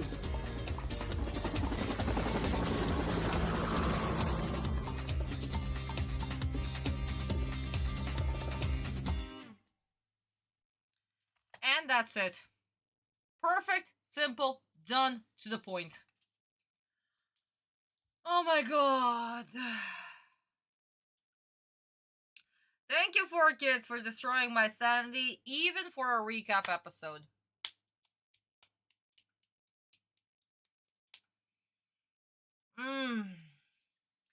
And all I wanted today was also to talk about Ohara Sensei style as well for this episode. So guys, a quick recap for Ohara Sensei. Because this was his first episode, and this is the first time that he actually interacted with these characters and the character designs, yes, there are absolutely off-model, 1000%. Sensei still didn't understand how to do them properly. And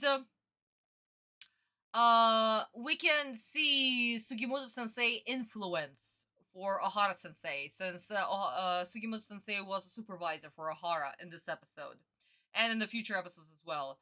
Like the line art, the thickness of the line, as well as just the shape of Autumn's hair. We can literally see the influence, even like how the mouth is done, placed, and everything, like the lines and stuff.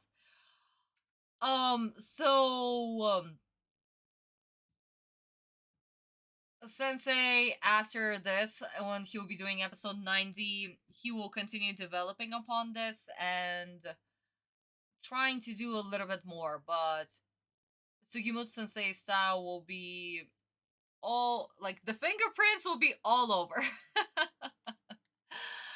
But we'll be talking about that again, I guess, once we hit episode 90. Because, like I said, this episode was supposed to be a one-shot for Ohara Sensei, and he wasn't supposed to come back. But more animators will leave, sadly. And Gap, since they're the main studio, the studio responsible for others, they need to have an animator there. And thank you, Kat, for sending me the GIF. I needed the GIF. Oh my god. But it's done. It's over, and once again, we've almost filled in the whole bingo card. Once again, it's almost fully done. Surprisingly, for the first time ever, Autumn is not useless in this episode. Amazing.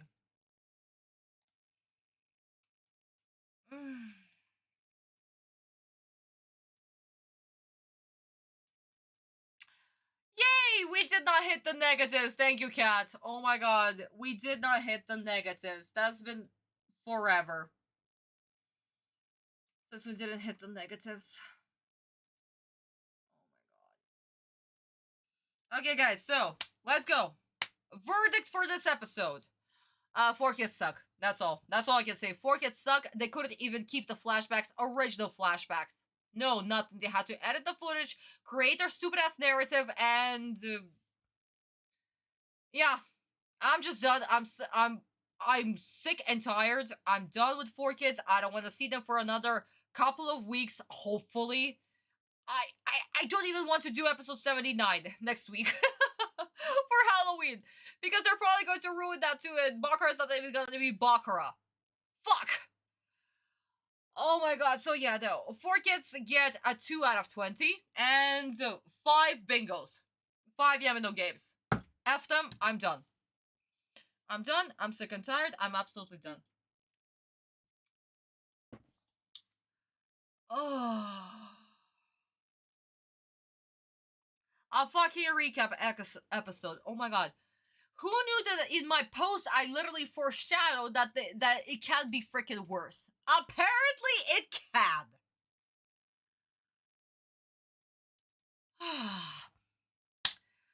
Okay, my darling. So I guess this is where we can wrap this up.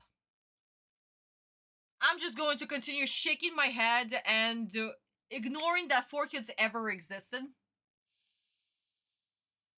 At least for one more week. But my darling, so tomorrow I'll be posting a little poll for all of you to decide what we're going to do next week. After all, next week is Halloween, so what do you want me to do? Should we do a live stream of episode 79? Should we play a horror game and live stream that? Maybe 1 or 2 games, that depends how long they are. I mentioned prior that the game that I wanted to play for you guys, it was Egyptian themed, but it's quite short, maybe like 41 hour long. So that'll be a short live stream. So probably we're going to play maybe 2 games, probably. If you're, again guys, if you're going to choose that. Or I can just create an IMV for you guys, horror themed like last year. And we can do that. But like I said, guys, that all going to depend on you, my sweeties. So please vote in the poll, and by Wednesday, I'll see your answer and start doing what you want me to do. If it's an IMV, then yeah, I need to start as early as possible because that takes time. And if I'll be drawing frames, that will definitely take time. But if it's going to be a live stream, then I just need to grab my costume and prepare other things.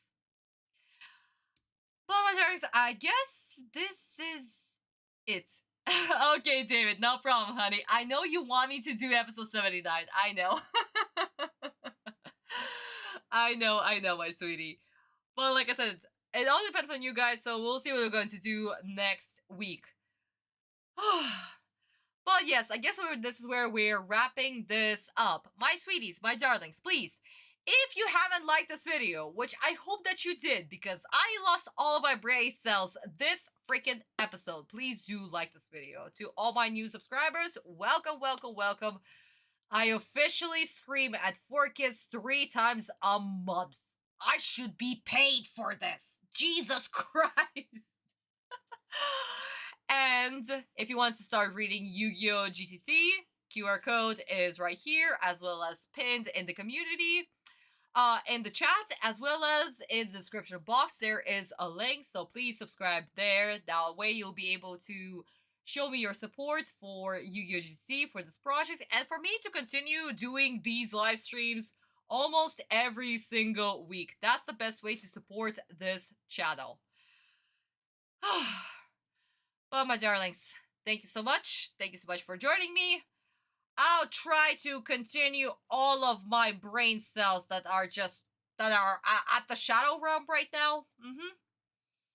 And try to get some sleep at 6 in the morning, because in Russia currently it's 6 in the morning and I am extremely tired. I'm so freaking tired.